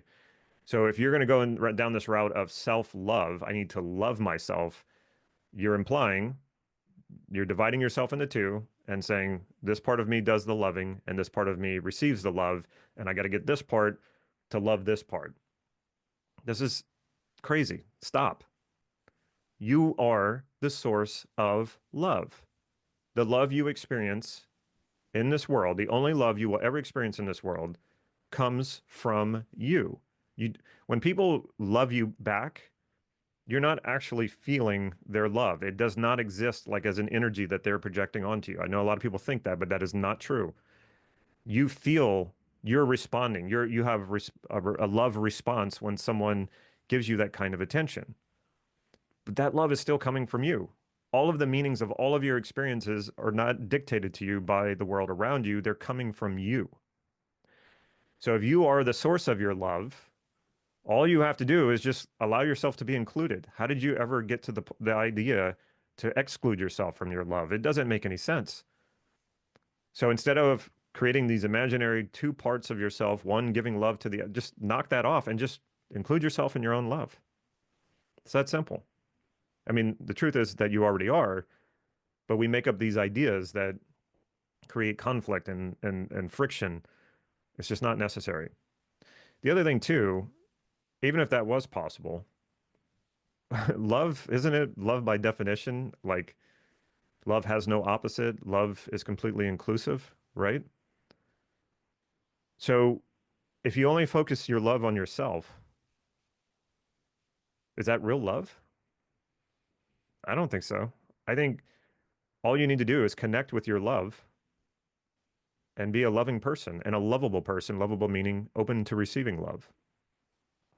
It's that simple. All right. And this goes for any value that you put self in front of. Just take the self part off, right? Just take that part off. Because it's a much bigger, better, rewarding, fulfilling value when you don't put limitation on it. Okay. So I saw someone put satisfaction. Satisfaction is like fulfillment. It doesn't tell you much. You need more information. You need a more specific value. Satisfaction is what you're going to get when you're fulfilling your highest values. So there's nothing wrong with it. It's just that it's not very useful. Yes, independence is a value. Okay, pride, we do this all the time, right? We say, what am I most proud of? Or, what are you proud of? Or I want to be proud of myself. I made the mistake of asking in the first interview that I did with Steve Andreas, which is still on my YouTube channel. I asked him what he was most proud of.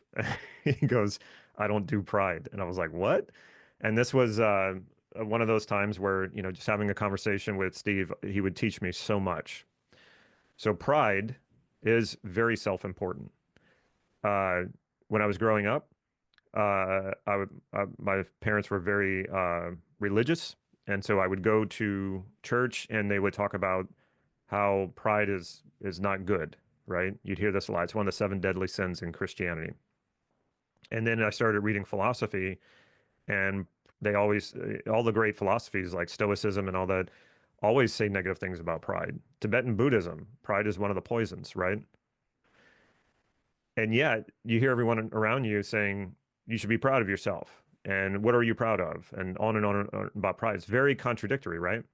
Well, I tend to agree with the religions and I tend to agree with the philosophies that pride is an overemphasis of self and disregarding of reality and your flaws. And, and not to, you don't want to rub your face in that stuff, but you want to balance here. You want to feel satisfied, fulfilled, right? But pride, it feels good, but it's very seductive. It feels good in the moment, but it's not very fulfilling because it's never enough, right? Power is the same way. What do they say about power? People with power, what do they want? They just want more power. Well, if power was satisfying and it was fulfilling, then you wouldn't be going after more and more power, which inevitably is very destructive, right? When we see people go after power, power, power, that means they're willing to step on people and walk on people and even hurt themselves to gain more power. So pride is the same way. It's very, very self-important, which makes it very unstable. It's very seductive. When you feel it, you want more of it, right? But it is not useful, it's not fulfilling, and it's usually very destructive. Now, people push back on me a lot with this one because they were like, no, I felt pride before, it's good, I want more of it. Well, if you felt it before and you don't have it now, what is it? That's another reason, not the only reason, but one of the reasons why you can feel it. It's very unstable. Okay. Um, I lost my train of thought on that. Well, here's what I tell people. Think of something. Recognition has the same problem. You cannot, somebody asked about recognition. Recognition, you have to wait for someone to give to you, right? If you're searching for recognition, what that tells me is that you're not recognizing yourself. And I'm not going into self-recognition. What I'm saying is you're overlooking it. A lot of times when people are looking for love, it's because they're not accessing their own love. So when you're looking for things like that, check in with yourself. Is that because you're not acknowledging it within yourself? Most of the time it is. Okay. So I want everybody, even though I just told you to take pride off your list, I want everybody to think of something that they feel proud of in their life, like an accomplishment, or if you have kids and you want to say, well, yeah, I'm proud of my kids, go ahead and think of something that you feel proud of and allow yourself to feel pride.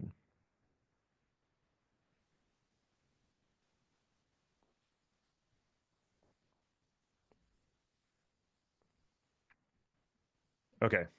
Now, switch out pride for gratitude.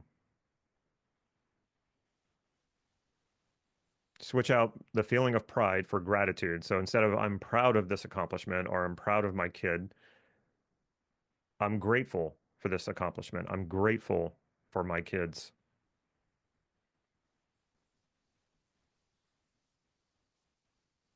Okay.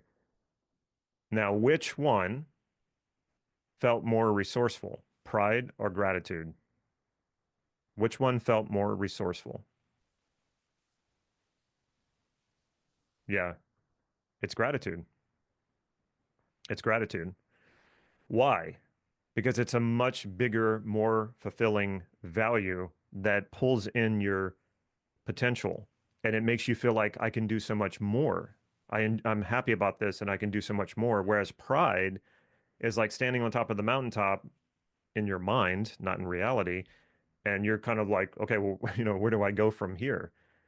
And then you get also, you tend to be very fearful if somebody's rising to that level or accomplishing something. So if you have an accomplishment that you're proud of and someone else does it, it feels threatening. Whereas if you accomplish something and you're grateful for it, you want to help other people, right? You want to help them get there. So And I can take this even further and say, try to feel pride and gratitude at the same time. And what I'll say about that is you can't, because gratitude factors in the part of you that has pride, but it goes beyond that. It goes beyond yourself. So it's huge. And it includes the thing that you're proud of. It's just you're not so hyper focused on it. So it's expansive and it's more grounding. Whereas pride is a hyper focus on just a narrow aspect of yourself to give you that sort of like euphoric feeling. It's not helping you. It's more like a drug. So when you're in a state of gratitude, you're going to accomplish so much more and you're going to feel so much more fulfilled in the process.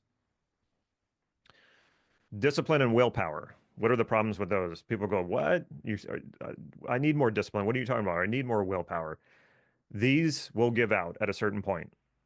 A lot of times people think that the only thing separating them from achieving what they want is willpower or discipline, and that is just not true. Now, can you strengthen your discipline and your willpower? Of course you can, but it's going to give out at a certain point. And when you really understand what we're doing here and you implement it, you will so right now you might be thinking of discipline and willpower as a strength that you want.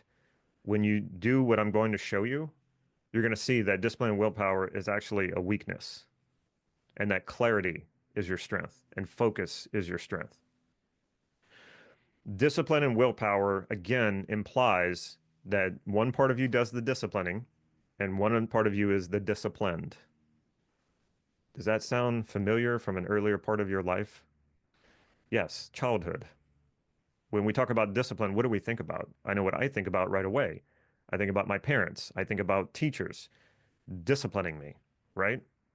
Is that how I want to live my life? And a lot of us are doing this. We're parenting ourselves. We're treating ourselves we have one part of us that acts like the parent and one part of us that acts like the child. It's like, is this how you want to live your life? You want to reenact your childhood when you were being disciplined in order to accomplish what you want? I don't want to do that.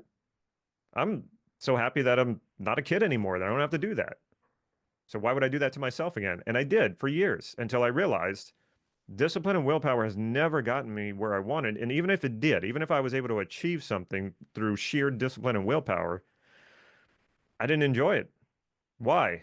Because I had to discipline and overpower a part of myself, which means that's the opposite of being fulfilling, right? Fulfilling is like a whole body, whole experience. But when one part of you is beaten into submission, you're not going to get much fulfillment out of that. So you don't need willpower and discipline. Maybe you need a little bit of willpower and discipline to finally get you off the couch to get you started. Maybe. Okay. But that's it. If you rely on willpower and discipline to get you where you want to go, I assure you, if you get there, it won't be rewarding and fulfilling, but chances are your willpower, your discipline will give out at a certain point, and then you'll beat up on yourself and think that you weren't good enough or you weren't deserving, and that's just not true. It's just not true. Okay. Yeah, so commitment is a better word. Commitment, persistence, consistency, organization, focus, all of those things are great. But discipline and willpower, the implications that are there, and even if you say, well, I don't mean it that way, you consciously don't mean it that way, but I guarantee you, your unconscious has something else to say about that. Because that has been your experience. We have been disciplined by our parents, by authority figures in our lives. And that's not the kind of life experience I want. I hope you don't want that either. All right, so you have your values, right? Now we're going to do the hierarchy of those values. So what is the hierarchy? The hierarchy is the order of importance of your values as it relates to this specific goal, okay? The hierarchy and your values are going to be different from context to context, okay? Maslow's hierarchy of needs, it's really nice, but it's wrong. We are not that rigid. We're not that rigid that we follow one hierarchy. We are more a heterarchy, meaning from context to context, situation to situation, what you want and what you value is going to change. Okay. We're just more complex. By the way, if you're into Abraham Maslow, Steve Andreas, my mentor, was mentored by Abraham Maslow.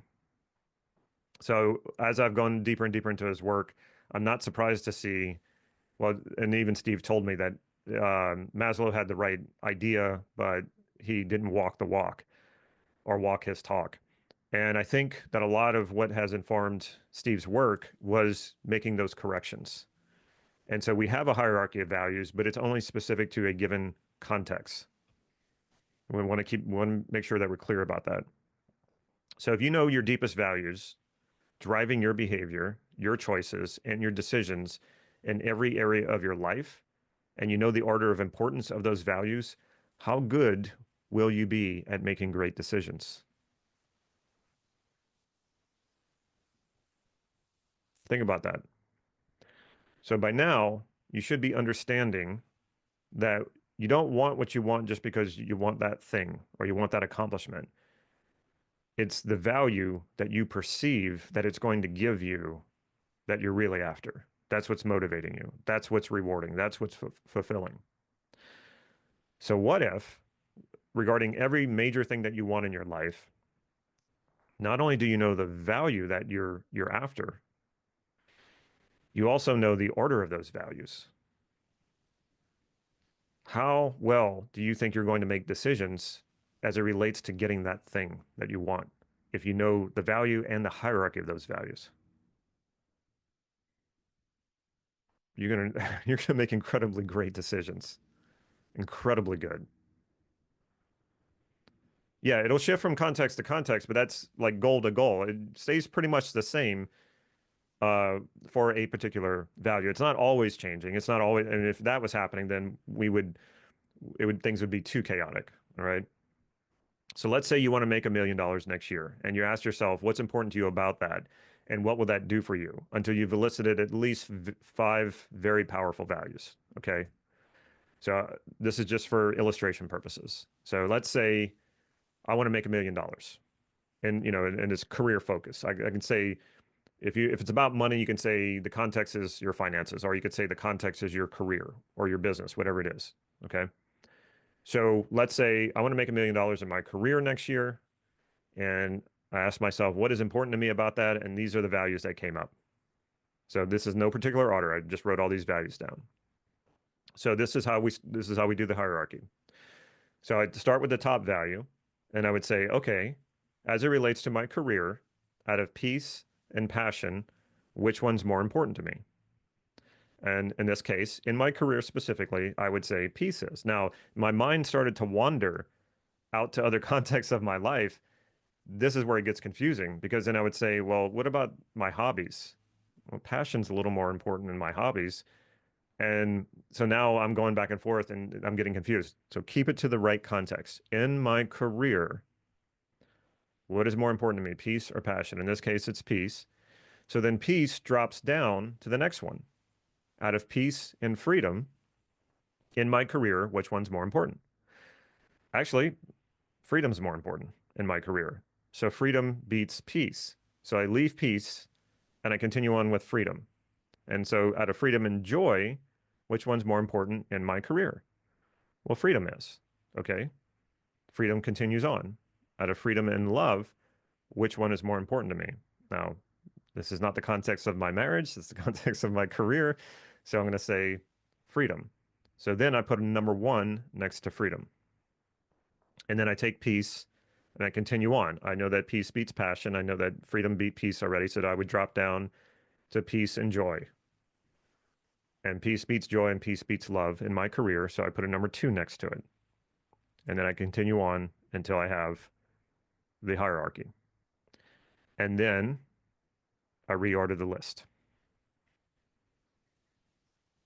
Do I use the same values for each area of life? No, you need to elicit so you can do this in 2 different ways. You can either take your goals and elicit values around those, and the goals will tell you what the context is, right? If it's a career goal, then the context is career. If it's like say a physical fitness goal, the context is your health, right? So you either go by the context or you go by the goal. And your values are going to be different from context to context, from goal to goal. So you need to elicit values from each context or from each goal, and then do the hierarchy. All right. So I'm assuming Everybody's doing that right now. You're doing the hierarchy. Love, joy, passion, freedom, peace. Very nice. Very, very nice, Nicola.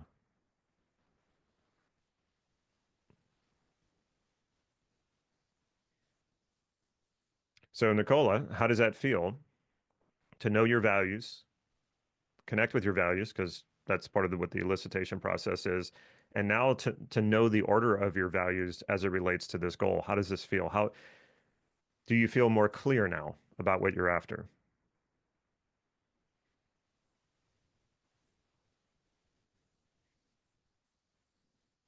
Okay, that can be that. Love can be the priority of your life. But if you were suddenly hungry, right? Love is not the priority. You need to eat. That becomes the priority, right? So it changes. Things change. Love, joy, kindness. It already did you. Values elicitation method. Okay. Freedom, passion, joy, love, peace. Okay. Very nice. Can you please explain how you get the hierarchy again? Okay. It's very simple. You have the list of values and you just start with the first one on your list and you compare it to the next one. Is it more important than the next one in that particular context? If it is, it continues on. If it's not, you use the one that beat it and continue on. So like I said, peace and passion on the list here. Out of peace and passion, which one was more important in my career? And it was peace. So peace continues on. And then I compared peace to freedom in my career, and freedom won. So freedom continued on. So that's how you do it. Kind, sensuous, joyful, grateful. So high vibrational energy is not a value. It's a metaphor. It's not even something you can put into practice. So it's neither criteria or a value. So you just really can't do anything with it. But kindness, sensuousness, joyful or joy, and gratitude, those are all great values. What if you have much more than five? Oh, that's fine. I just used five here to make it easy. Uh, you might have sometimes 10 to 20 values. So it all depends. There's no set rules on it. You need at least 3 to 5 to make this work meaningful. And trust me, there always is. There's always more values. There's always plenty. There's always at least 3 to 5 very high level values for anything that you want.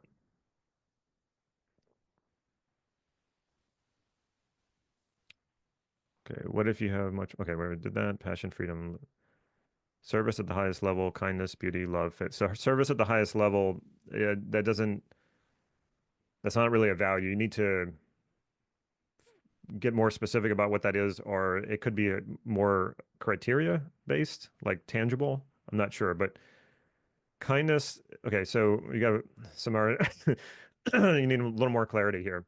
So kindness is a value. Love is definitely a value. Beauty, it can be, but it's it's often not like a value that you can really use. I mean, you can like beauty. That's, appreciate beauty, of course. But how do you fulfill that? Like that would be my question to you. And then faith is not a value. Faith is more like a belief. It's more like, okay, I don't have all of the evidence or the information here, but this is what I want to believe about it. That's what faith is. So it's not really a value. Freedom, peace, joy, love, learning. Okay, personal development. That's more, I would focus more on what is important to you about developing yourself. That's where I would go with that. It's not really a value like we're using here. Gratitude, freedom, commitment, authentic love. Okay, good. That's good.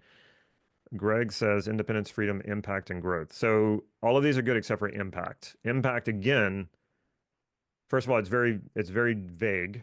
And second of all, that requires, when you say impact, that means you want, uh, it sounds to me like you want someone or people to respond to you. And again, that's just like respect or recognition. You don't control that. So you could maybe say something like effectiveness, like you value effectiveness, and so that puts the attention back on you.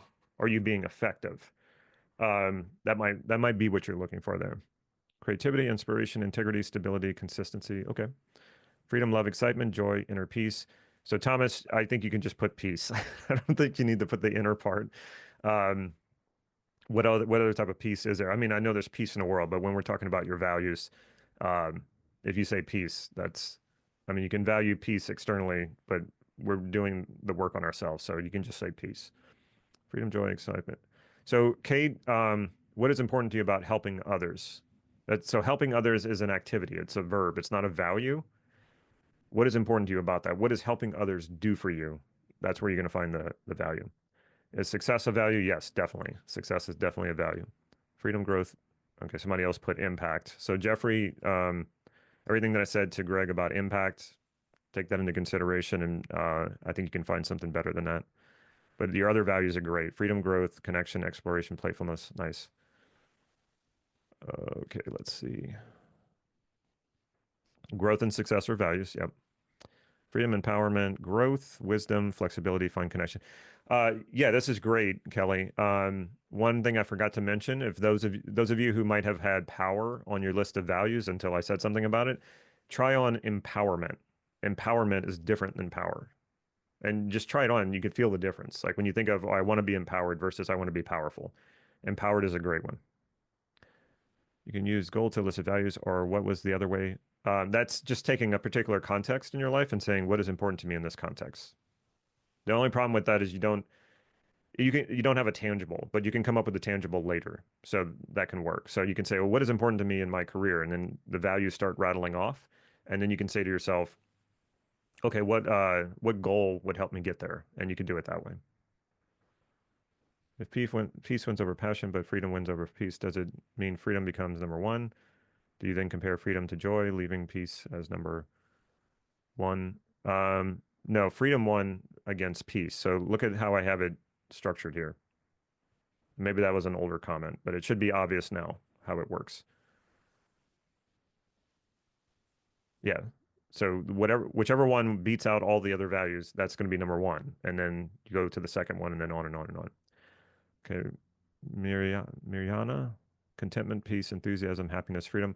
So I'm not sure if I'm saying your name right. Miriana. Contentment is kind of like fulfillment and satisfaction. It doesn't tell us a lot. So it's not that it's bad. It's just it's not very useful. We need something a little more specific than that, because contentment is what you're going to experience when you're fulfilling peace, enthusiasm, happiness, and freedom. So I would find more specifically what that is. Joy, love, peace, passion. Nice. Is integrity a value? It is. But every time I've worked with people who brought up integrity, um, so I guess the question I would ask you is, when you say integrity, is that something you value in other people, which makes sense, but that's not the work we're doing. We're doing the work on yourself. So do you not trust yourself? Like that's where when integrity comes up in a values elicitation, and it's a values elicitation about what someone, values about what they want. Integrity oftentimes points at a trust issue. Do you not trust yourself? Do you not trust your values? Or, are you having a moral issue, that you're not sure what's right and wrong? And I don't think that you're dealing with that, but I have had that come up with, like, I was working with a guy who was a trader, and integrity came up in his values elicitation. And so right away I go, what's up here? And so I started asking him more and more questions about why that was important to him. And it turned out that he had done something rather illegal and had gotten caught by the law and had to pay restitution and all these things. And I was like, oh, okay, now I know why he has integrity there. He doesn't quite trust himself to do the right thing. So he has to focus on it. So I would say, instead of just slapping integrity onto that, I would get to the bottom of that. What is that lack of trust? Now, it doesn't mean you've done anything bad or anything like that. I don't want to imply that. It just usually indicates a lack of trust in something. Other than if it's the trust is not an issue, like I trust my values, I trust myself to do the right thing and fulfill these values the way that I value them, you probably don't need to focus on integrity, is my point about that. So creativity, peace, connection, inspiration. So I wouldn't, so you kind of qualify these things, Terrence. You say creativity, I would stop there. Magic, that's not really a value. And transformation, yes, I get it, but it's very vague. Creativity is really good though. Peace, connection, fun. Inspiration from environment. Why would you limit it to environment? Why not just inspiration? Doesn't inspiration any way that it comes or goes, wouldn't that be good? Why would you want to limit it to environment? So I would just say inspiration. And wealth, again, I wouldn't qualify it more than enough. Just wealth. Just go with wealth. Okay, so Peter says growth, connection, happiness, and wholeness. Okay, so Peter, I think you got this upside down. And here's why. So everybody should listen to this, because what a lot of times what people will do is they think the hierarchy means which one happens first. And that's not what the hierarchy is. The hierarchy is which values are going to be more fulfilling and more encompassing, that encompasses all of the other values within it. So it's like the biggest category of all of the categories. So if you were to see each value as a category, so like in these values here, freedom, passion, peace, love, joy, passion, you can think of all of these as categories, right? The experience of freedom is a category. The experience of peace is a category. And as it relates to my career, I'm saying freedom is the biggest category that encompasses all of these others. Peace is a smaller category than freedom, but it's bigger than love, joy, and passion in the context of my career. Okay. But I think what you did here, Peter, is you put, well, growth happens first, then comes connection, then comes happiness, and then comes wholeness. So wholeness would be at the top, and happiness would be second, and connection would be the one after that, and growth would be down at the bottom. Because you can just be growing, but if you were growing and you weren't connecting and you weren't happy, would it be growth? No. So growth is a component part of all of the other ones. So you have to be careful when you're doing a value solicitation. It's not linear. It's not which one comes first. It's which one is the biggest, goes at the top. And this is why a lot of times I'll see somebody with a value solicitation and they'll have security at the top and freedom at the bottom. And it's like, no, this is backwards. Okay. You have to, yes, have some level of security before you can start accessing higher and higher values, right? But if security was at the top of your list and it was the most important thing, when you've reached that level of security and that's the highest value, it's not that fulfilling. It's actually quite boring. So imagine this. So you feel secure in your home and your income. You can pay your bills, you can pay your mortgage or your rent. So how do you then fulfill more security? You hire a bodyguard, you wear a bulletproof vest, so there's not much fulfillment in it. So Peter, the growth is not going to be that fulfilling for you unless it's leading you to greater connection and happiness, is my point. So this should be flipped around.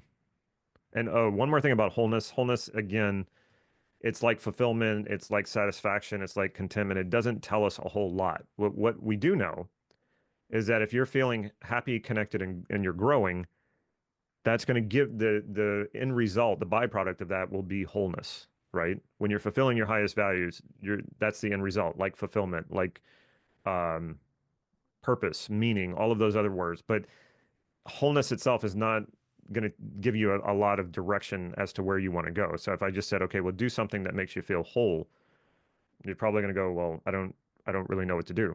But if I said, what makes you happy? You could probably tell me some of the things that make you happy, and then I could say, well, go do those things. And you know that if you go do those things, you'll be happy. But it's hard to know what to do to go to be whole. Okay. There's so much to say on these things. And I hope none of you think of anything I'm saying here when I'm calling out your values as like I'm saying you're doing it wrong. It's all a process. The more you do this, the more clarity you get about it, the more you understand it, the more it's going to work for you. I'm not trying to take anything away from you. Okay, it looks like most of you guys, you really have it down though.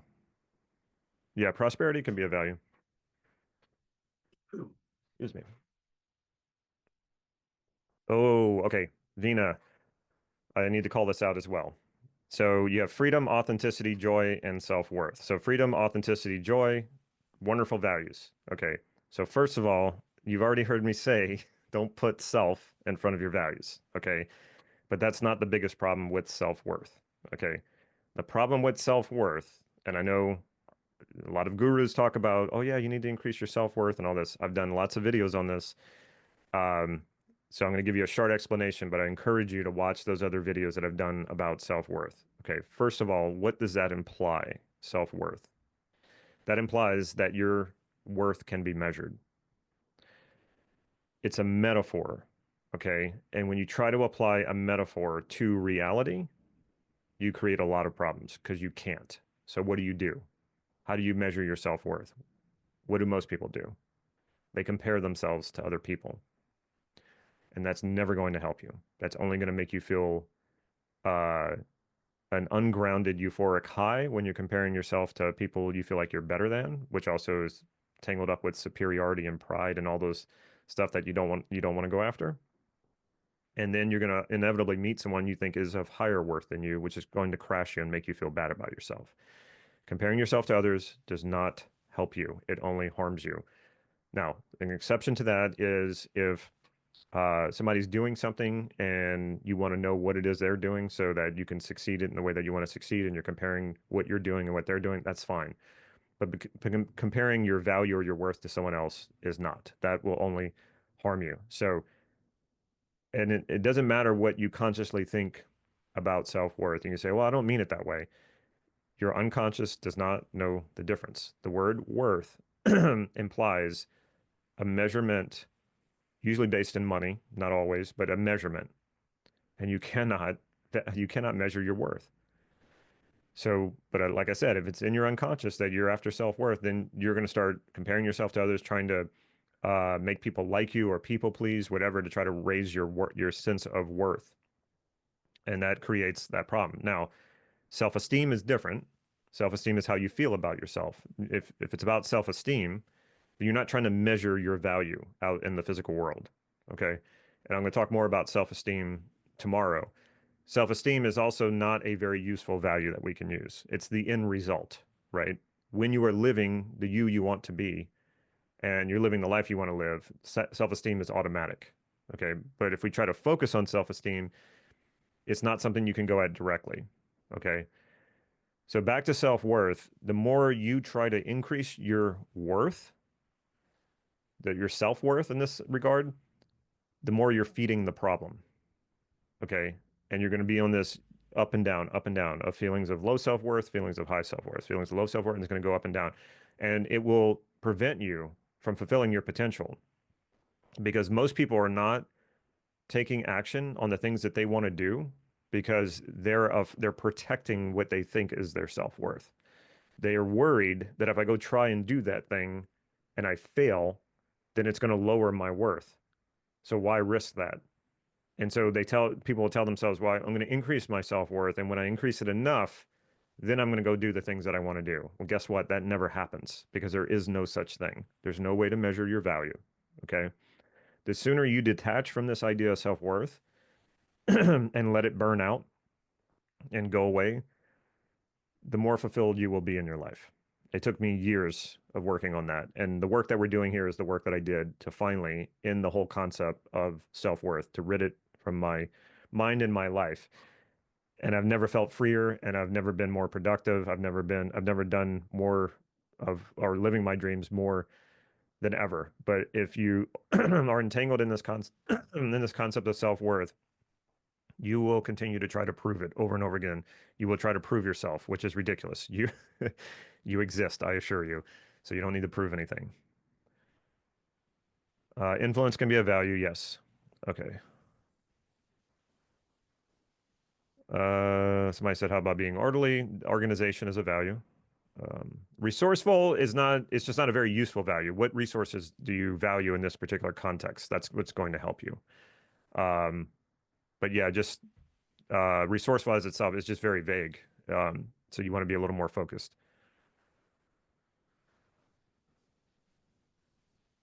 When you are feeling blocked or resistant to ordering the values, like your brain going offline, how do you work to shift that? Okay, so I'm going to cover resistance tomorrow, but usually people don't have resistance to finding the hierarchy of their values. I've never encountered that before. But any resistance can be handled in the way that I'm going to show you tomorrow. So yeah, I'm not too sure about that. I've never had that happen. Um, yeah, I don't know. I mean, just knowing which one's more important to you, that's usually pretty self-evident or something you just have to explore a little bit until it becomes obvious. Okay. See, I know you guys have a lot of comments here. I'm probably not going to be able to get to them all. Let's see.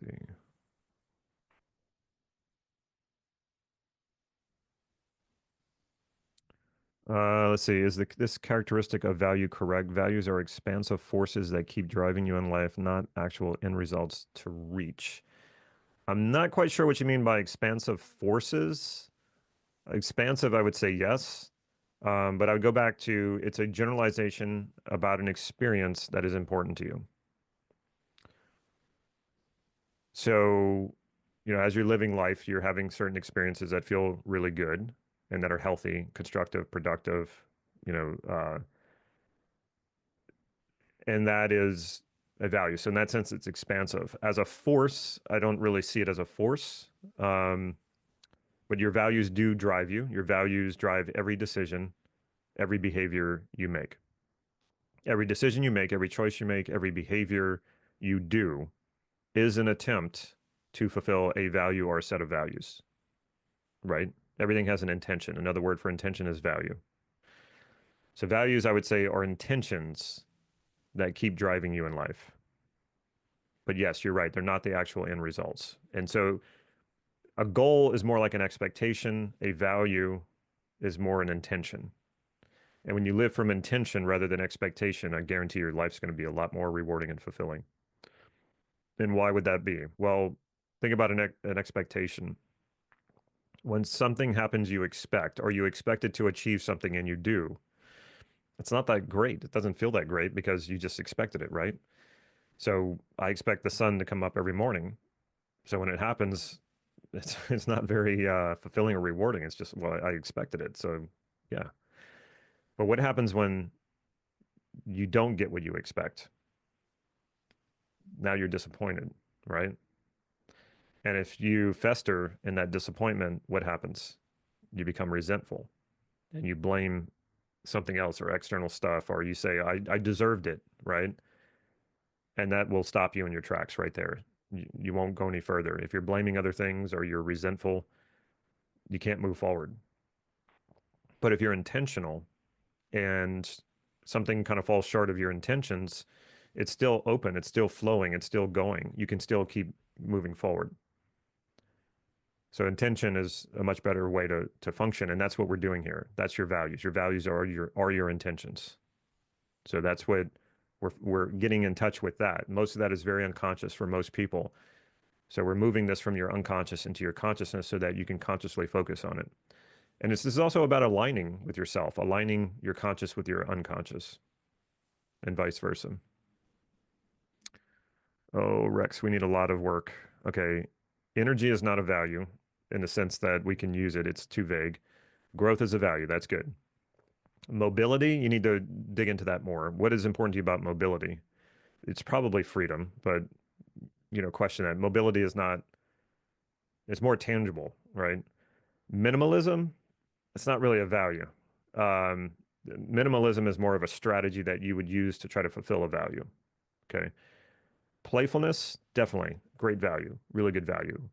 Welcoming, I'm not sure what you mean by that, but that's more something you do. So what you might be looking for is something like open, like being an open person or connection. But yeah, energy, mobility, and minimalism are not, and welcoming is not values. So you get a little more clarity about that. Okay.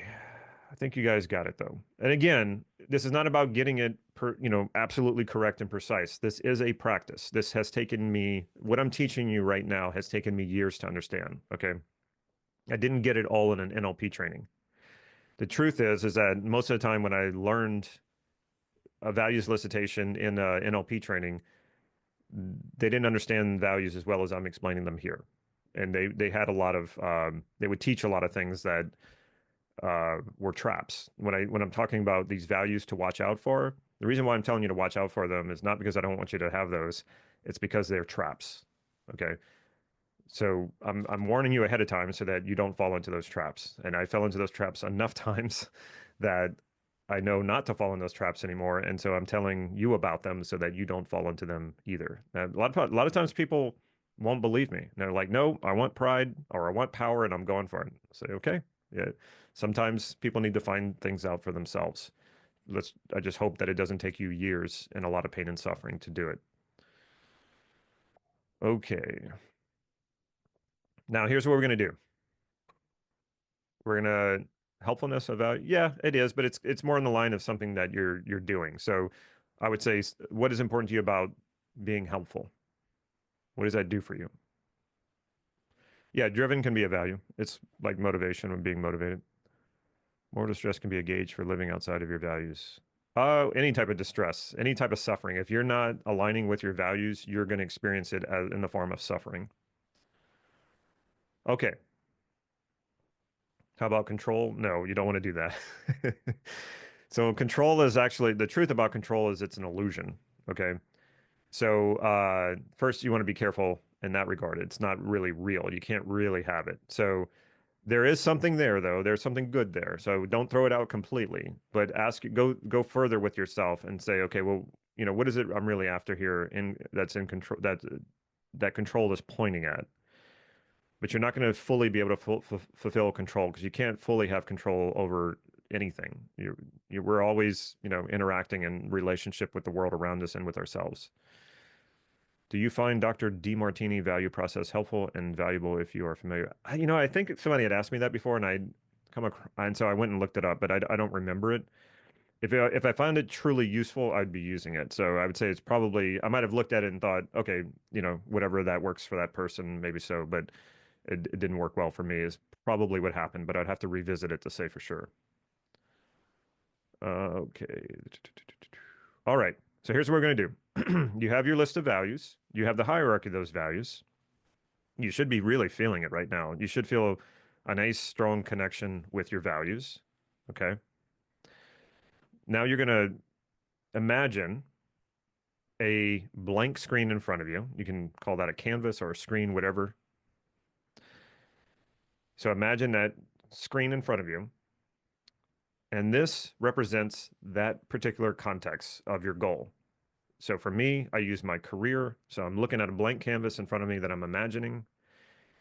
And I know that this canvas represents my career. Okay. Now start adding your values to that canvas or that screen. So I'm going to go, okay, I'm looking at the blank canvas in my mind. That's my career. And I'm going to ask myself, what does freedom look like in my career? And I'm just going to let my mind show it to me. And then once it does, then I go to the next one and I say, what does peace look like with freedom in my career? And so now I add peace to it. And I just let my mind show me, answer the question for me, show me the answers to these questions. I don't force it. I don't push it. I just allow it. And I don't restrict it in any way. Whatever it wants to show me, I let it show me. And then I go down to the next one. Okay, what does love in my career look like along with freedom and peace? And I let my mind show that to me. And then I say, okay, and what does joy look like in my career along with love, peace, and freedom? And what does passion look like in my career along with joy, love, peace, and freedom? Speaking of freedom, you have complete creative freedom with this vision. Allow your mind to play as it shows you what your values look like in this particular area of your life. And if you're a very auditory person, allow all that auditory information to be in there. Maybe there's voices, maybe there's music, whatever it is. Let it all come together. Let your values manifest in front of you in this vision. Do that now.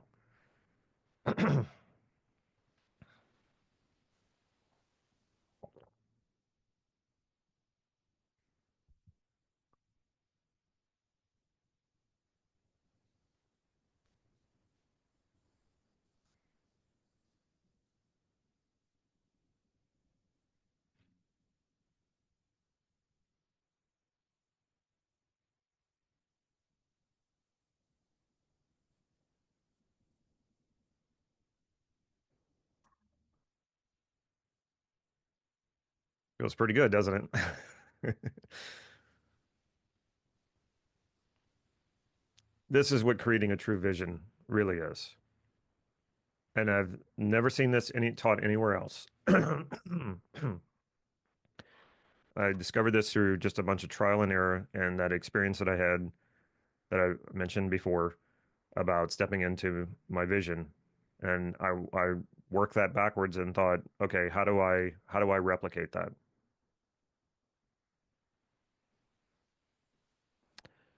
Okay, Peter, every time I've met someone who called themselves an aphantastic, that's new to me actually. They would say that they have aphantasia.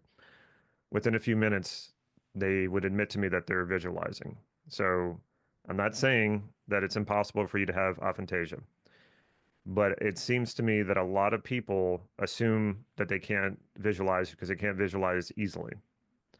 And so then they assign it to like, oh, this is a part of my identity. I'm an aphantastic or whatever. I would challenge that. I think if there is such a thing that exists, maybe it's about voluntary recall, maybe voluntary making images voluntarily. Um, you struggle with that. But if we could not visualize, we wouldn't be able to recognize our friends or our family members. We wouldn't be able to find our way home. Um, we have to be able to visualize in order to match up what we're seeing externally with what our mind's eye sees so that we can see things that we know are familiar.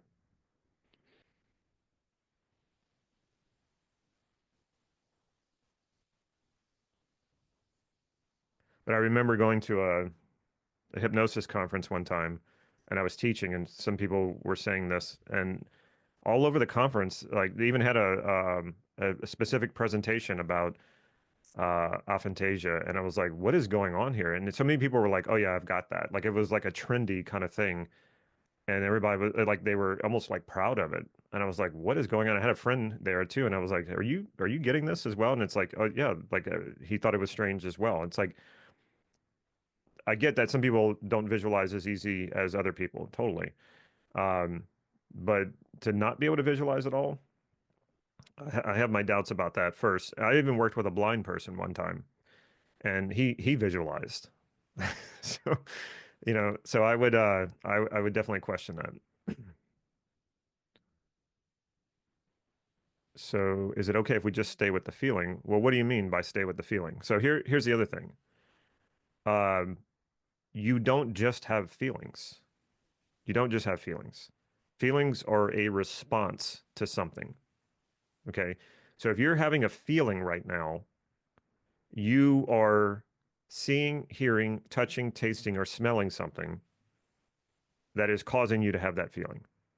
Feelings don't just happen. So when you're creating your vision and you're seeing visual representations or and even auditory representations of your values, you're going to feel that value in you right now. That's how that happens.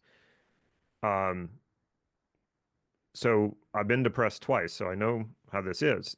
If you were to ask me at the time, what is causing the depression? I would just be like, well, no, I'm just depressed. I don't know. Like I didn't have a sense of it because it was all unconscious. So what was happening though is my unconscious was giving a lot of attention to everything that was going or that I perceived was going wrong in my life. Consequently, I felt depressed. When I worked with my professor, what he did is he changed the structure of what I was paying attention to. So I paid attention to what was working in my life. And the depression went away right away. That's how fast this works. So when you say, well, can I just stay with the feelings? Well, in order to stay with the feelings, you have to be paying conscious or unconscious attention to whatever makes you feel that. And this is what we want to know. Because if we're just randomly feeling feelings from time to time, like if I'm every once in a while I feel freedom, and every once in a while I feel peace, and every once in a while I feel love or joy or passion, but I don't know what makes me feel those things, how can I make it happen? How can I make my life do that for me if I don't know how these feelings are coming about? So this is what it's all about. It's all about seeing and hearing what fulfills these values for you. So not only that you feel them and that makes you feel more motivated, but now you have a sense of how. Now you have a sense of direction that is showing you, that's lighting the way. Okay. So it's very important to create this vision. And here's the thing, you want it to be vague. You want it, when it comes to like a mission and your goals, those are specific. Strategies, those are specific. You don't need to be specific about your vision. It points the direction. That's what's important. And it's motivating and compelling because it's built upon your values. That's what's important about this. So it's really important that you see this and that you give yourself the space to do it, that you take your time, don't push yourself, don't force it, and just allow it to happen. Your mind will show it to you. I promise. Your mind will show it to you. So just allow it to do that. Enjoy this process and have fun with it. So Mika says the visualizing added so much emotional potency to the values. They became tangible, impossible to dismiss, ignore them now. Brilliant. Yes, you're getting it. That's it.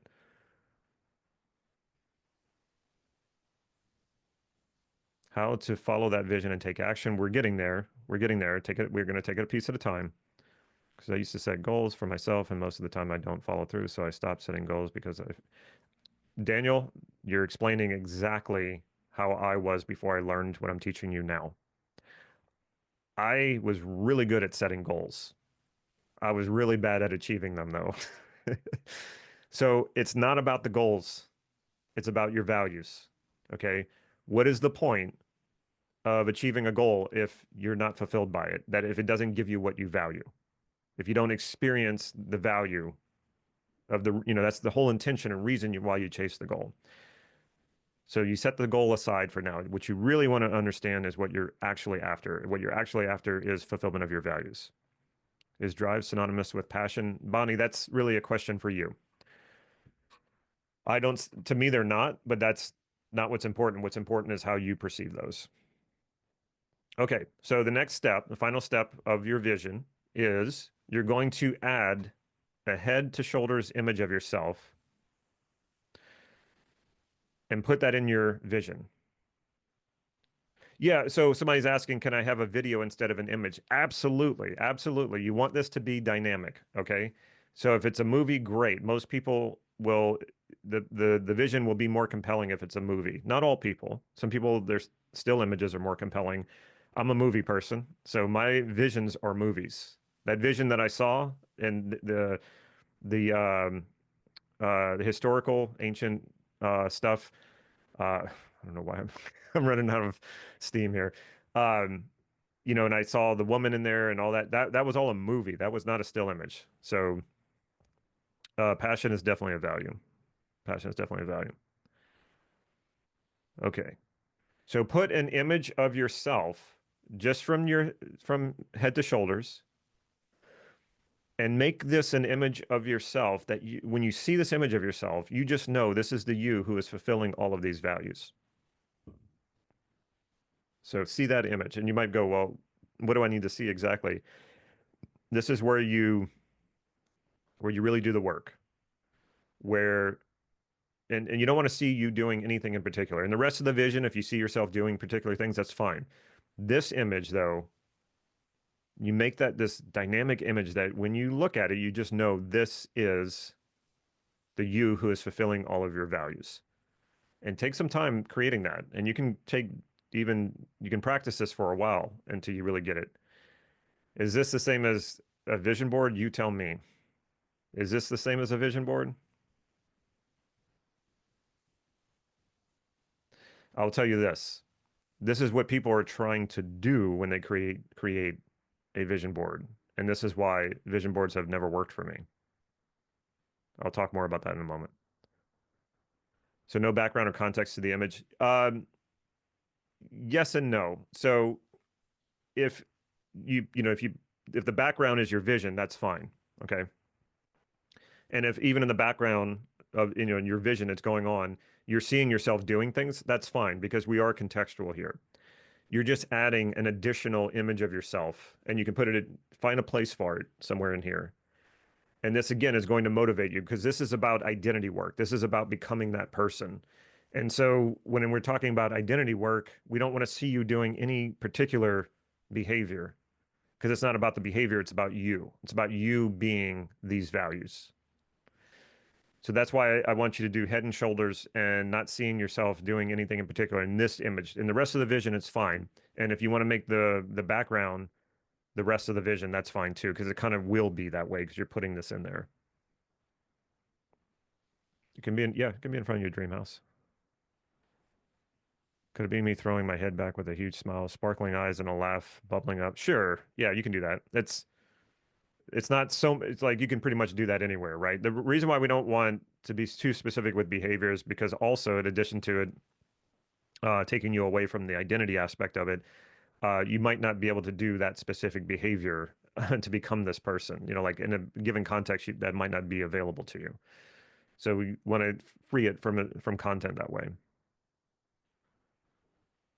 Okay. Gifts are exploding out of me and raining down all around. Supplies are abundantly flowing from divine source. Sounds good to me. Side question, can our self-concept discovery influence our physical body pain? Maybe we'll discuss this later. Yes, it can. I'm not going to guarantee it, but it can. Yes. Are we anchoring right now with a picture of us? Sure, it's bigger than anchoring though, but yeah, that is an aspect of it. So I am seeing myself from outside myself, looking at myself. Correct. Yes. So yeah, you want a disassociated image. Why do we want a disassociated image? Because this is what makes you compelled to move toward it, right? If you associate into it, which is what a lot of people teach, a lot of law of attraction stuff, oh yeah, act like you're already there. Imagine you're already there. Well, what happens when you fool yourself into believing you already have something? You're no longer motivated to go after it. So you don't. So you want to be disassociated, right? You're disassociated, and I see the me I want to be in front of me and a vision of what I want to create. This is compelling. This is what moves me forward. This is what motivates me. And when this becomes unconscious, it becomes even stronger because it's motivating and moving you in this direction, even when you're not thinking about it. That's why this is so powerful. That vision that I had when my friend asked me, what would I do if I had unlimited wealth? That vision was so compelling that after it became unconscious, it moved me there. It took me there without me even consciously trying to do it. That's what we're building here.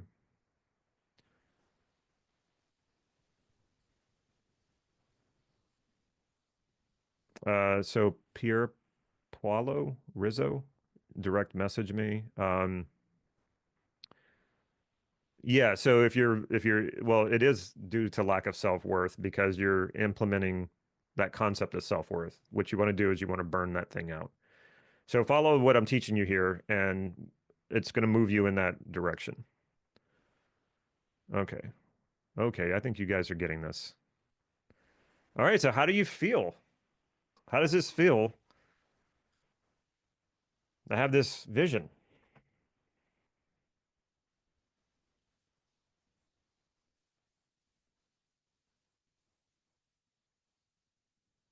Feels amazing, huh? Yeah. This is just the beginning as well. Yeah, there's just more and more, and I have so much to teach. I'm going to give you so much tomorrow as well. Your vision will become your compass, showing you the way, even when you're in unfamiliar territory. So think about it. If you have a map, but you don't have a compass, you know, like a paper map, I'm not talking about a GPS. If you have a paper map, you might have a sense of the terrain, but you don't really know where to go, right? It can be very difficult. If, you know, before we had GPSs on our phones, I remember one time traveling in France, I was only 17, and I get out of a subway and I have a paper map, but I was like, I didn't even know where to go, right? But a compass always points you in the right direction. The compass doesn't tell you how to traverse the terrain. We'll get to that. What a compass does, though, it always shows you the right direction, no matter how unfamiliar the territory is. I love this quote by J. Krishnamurti. You have to be a light to yourself in a world that is becoming utterly dark. Creating your vision, knowing your values and creating a vision, you're creating your light in a dark world, and you're going to follow that light. And the reason why people aren't doing this is because they're busy trying to follow other people's lights, or they're trying to follow validation, if that, like, it's external validation, like if that's the light, or respect from others as if that's the light. No, stop doing that. If you want true fulfillment in this life, and you want to create the life that you want to truly live, that truly fulfills you, you become that light to yourself. Isn't this radically better than a vision board? Somebody mentioned the vision board. Vision boards never worked for me.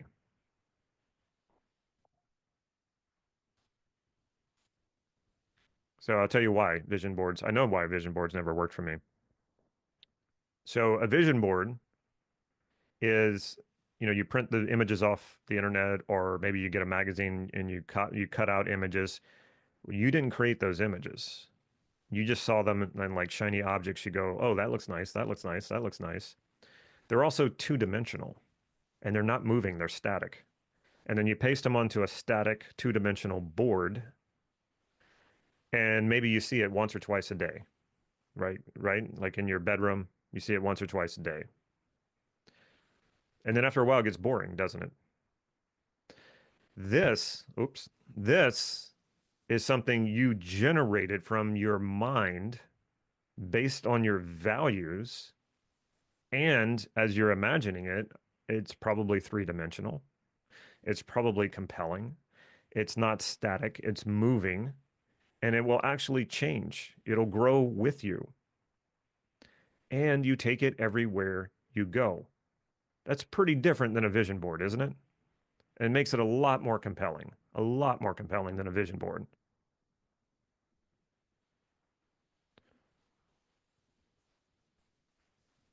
I think vision boards are old and outdated. And like I said, they never worked for me. Never worked for me. Your vision is alive and dynamic and changes automatically as you grow. A vision board does not do that. It's just a two-dimensional image, images that you didn't create. And like I said, you might see it once or twice. I'm not saying it's impossible that they can work. I'm just saying, I mean, it's like, do you want the harsh drawn carriage, or do you want the Ferrari? Which one do you think is going to get you to where you want to go fastest? Well, that's the difference between a vision board and a vision. So I want to show you people just like you making this happen. Here's Jennifer. Personally, I'm still in awe of the transformations that I have experienced in just a few weeks. I call it magic because sometimes I see myself changing in a few minutes, and I'm left not believing that change could be that simple and that fast. So do you realize now how eliciting your values and creating a vision will set you up for success?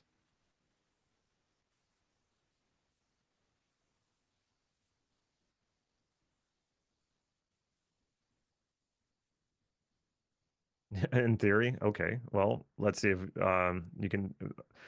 So the person who said in theory, who said that? Let's see. Axel. Well, test it then and tell me if it works.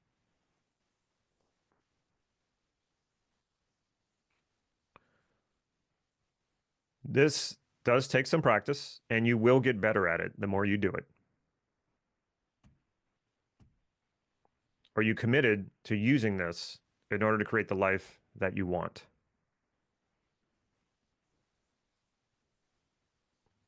$300%. Wow. Okay. This will absolutely change your life. And this is just the first module. We're going to do the other two tomorrow. And to give you an idea of what we're going to cover tomorrow. So right now, as you see your vision in front of you, ask yourself the question, is there anything stopping you from making this happen? Are there any objections to making it happen? Is there any resistance to making it happen? And that can be anything like fear, or I don't have enough time, I don't have enough money. I don't know if I'm good enough.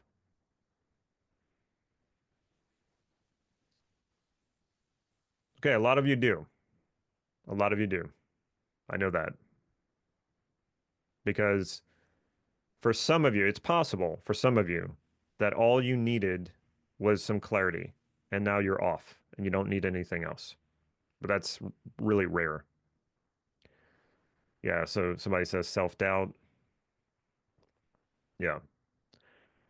So chances are the reason why you have not created this life that you envision in front of you right now is because there is some resistance, some limiting beliefs, some ideas about yourself or about the world around you that tell you this is not possible, or you're afraid of being disappointed, you're afraid of failing. Yeah. Okay. So that's where we're going to overcome tomorrow. That's what we're teaching starting off tomorrow. That's what overcome, what number 2 here. That's what this is about. So let me ask you, are you coming back tomorrow? Who's coming back tomorrow?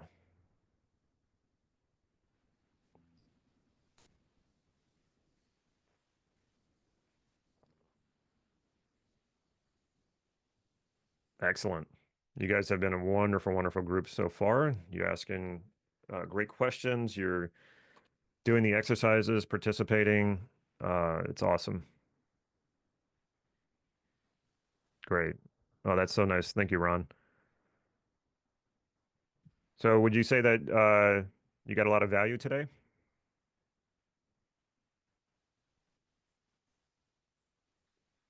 I've been doing this for years. I still use this exact same process. It is amazing to me how well it works.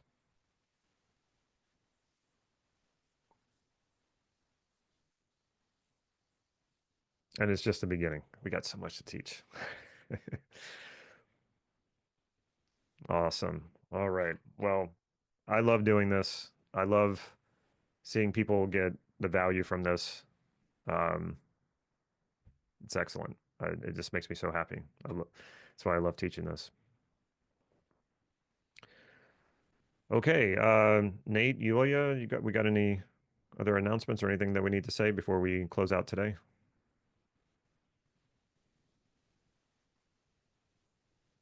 You all did so good. It's really nice seeing all the momentum that everyone's getting. I want to encourage you, between today's session and tomorrow's, to make sure that you give yourself the space to rest and to be fully focused tomorrow. All right. Yulia is about to take everyone off mute so we can all say goodbye and see you tomorrow, as we are a community and we're all moving forward together. All right. So are you ready, Yulia? Thank you. Thank you. See you tomorrow. Yeah. Thank So you. much. Wonderful. Sharing. Bye, everybody. Good. Take care. Thank you. Thank you so much. See you tomorrow. Bye.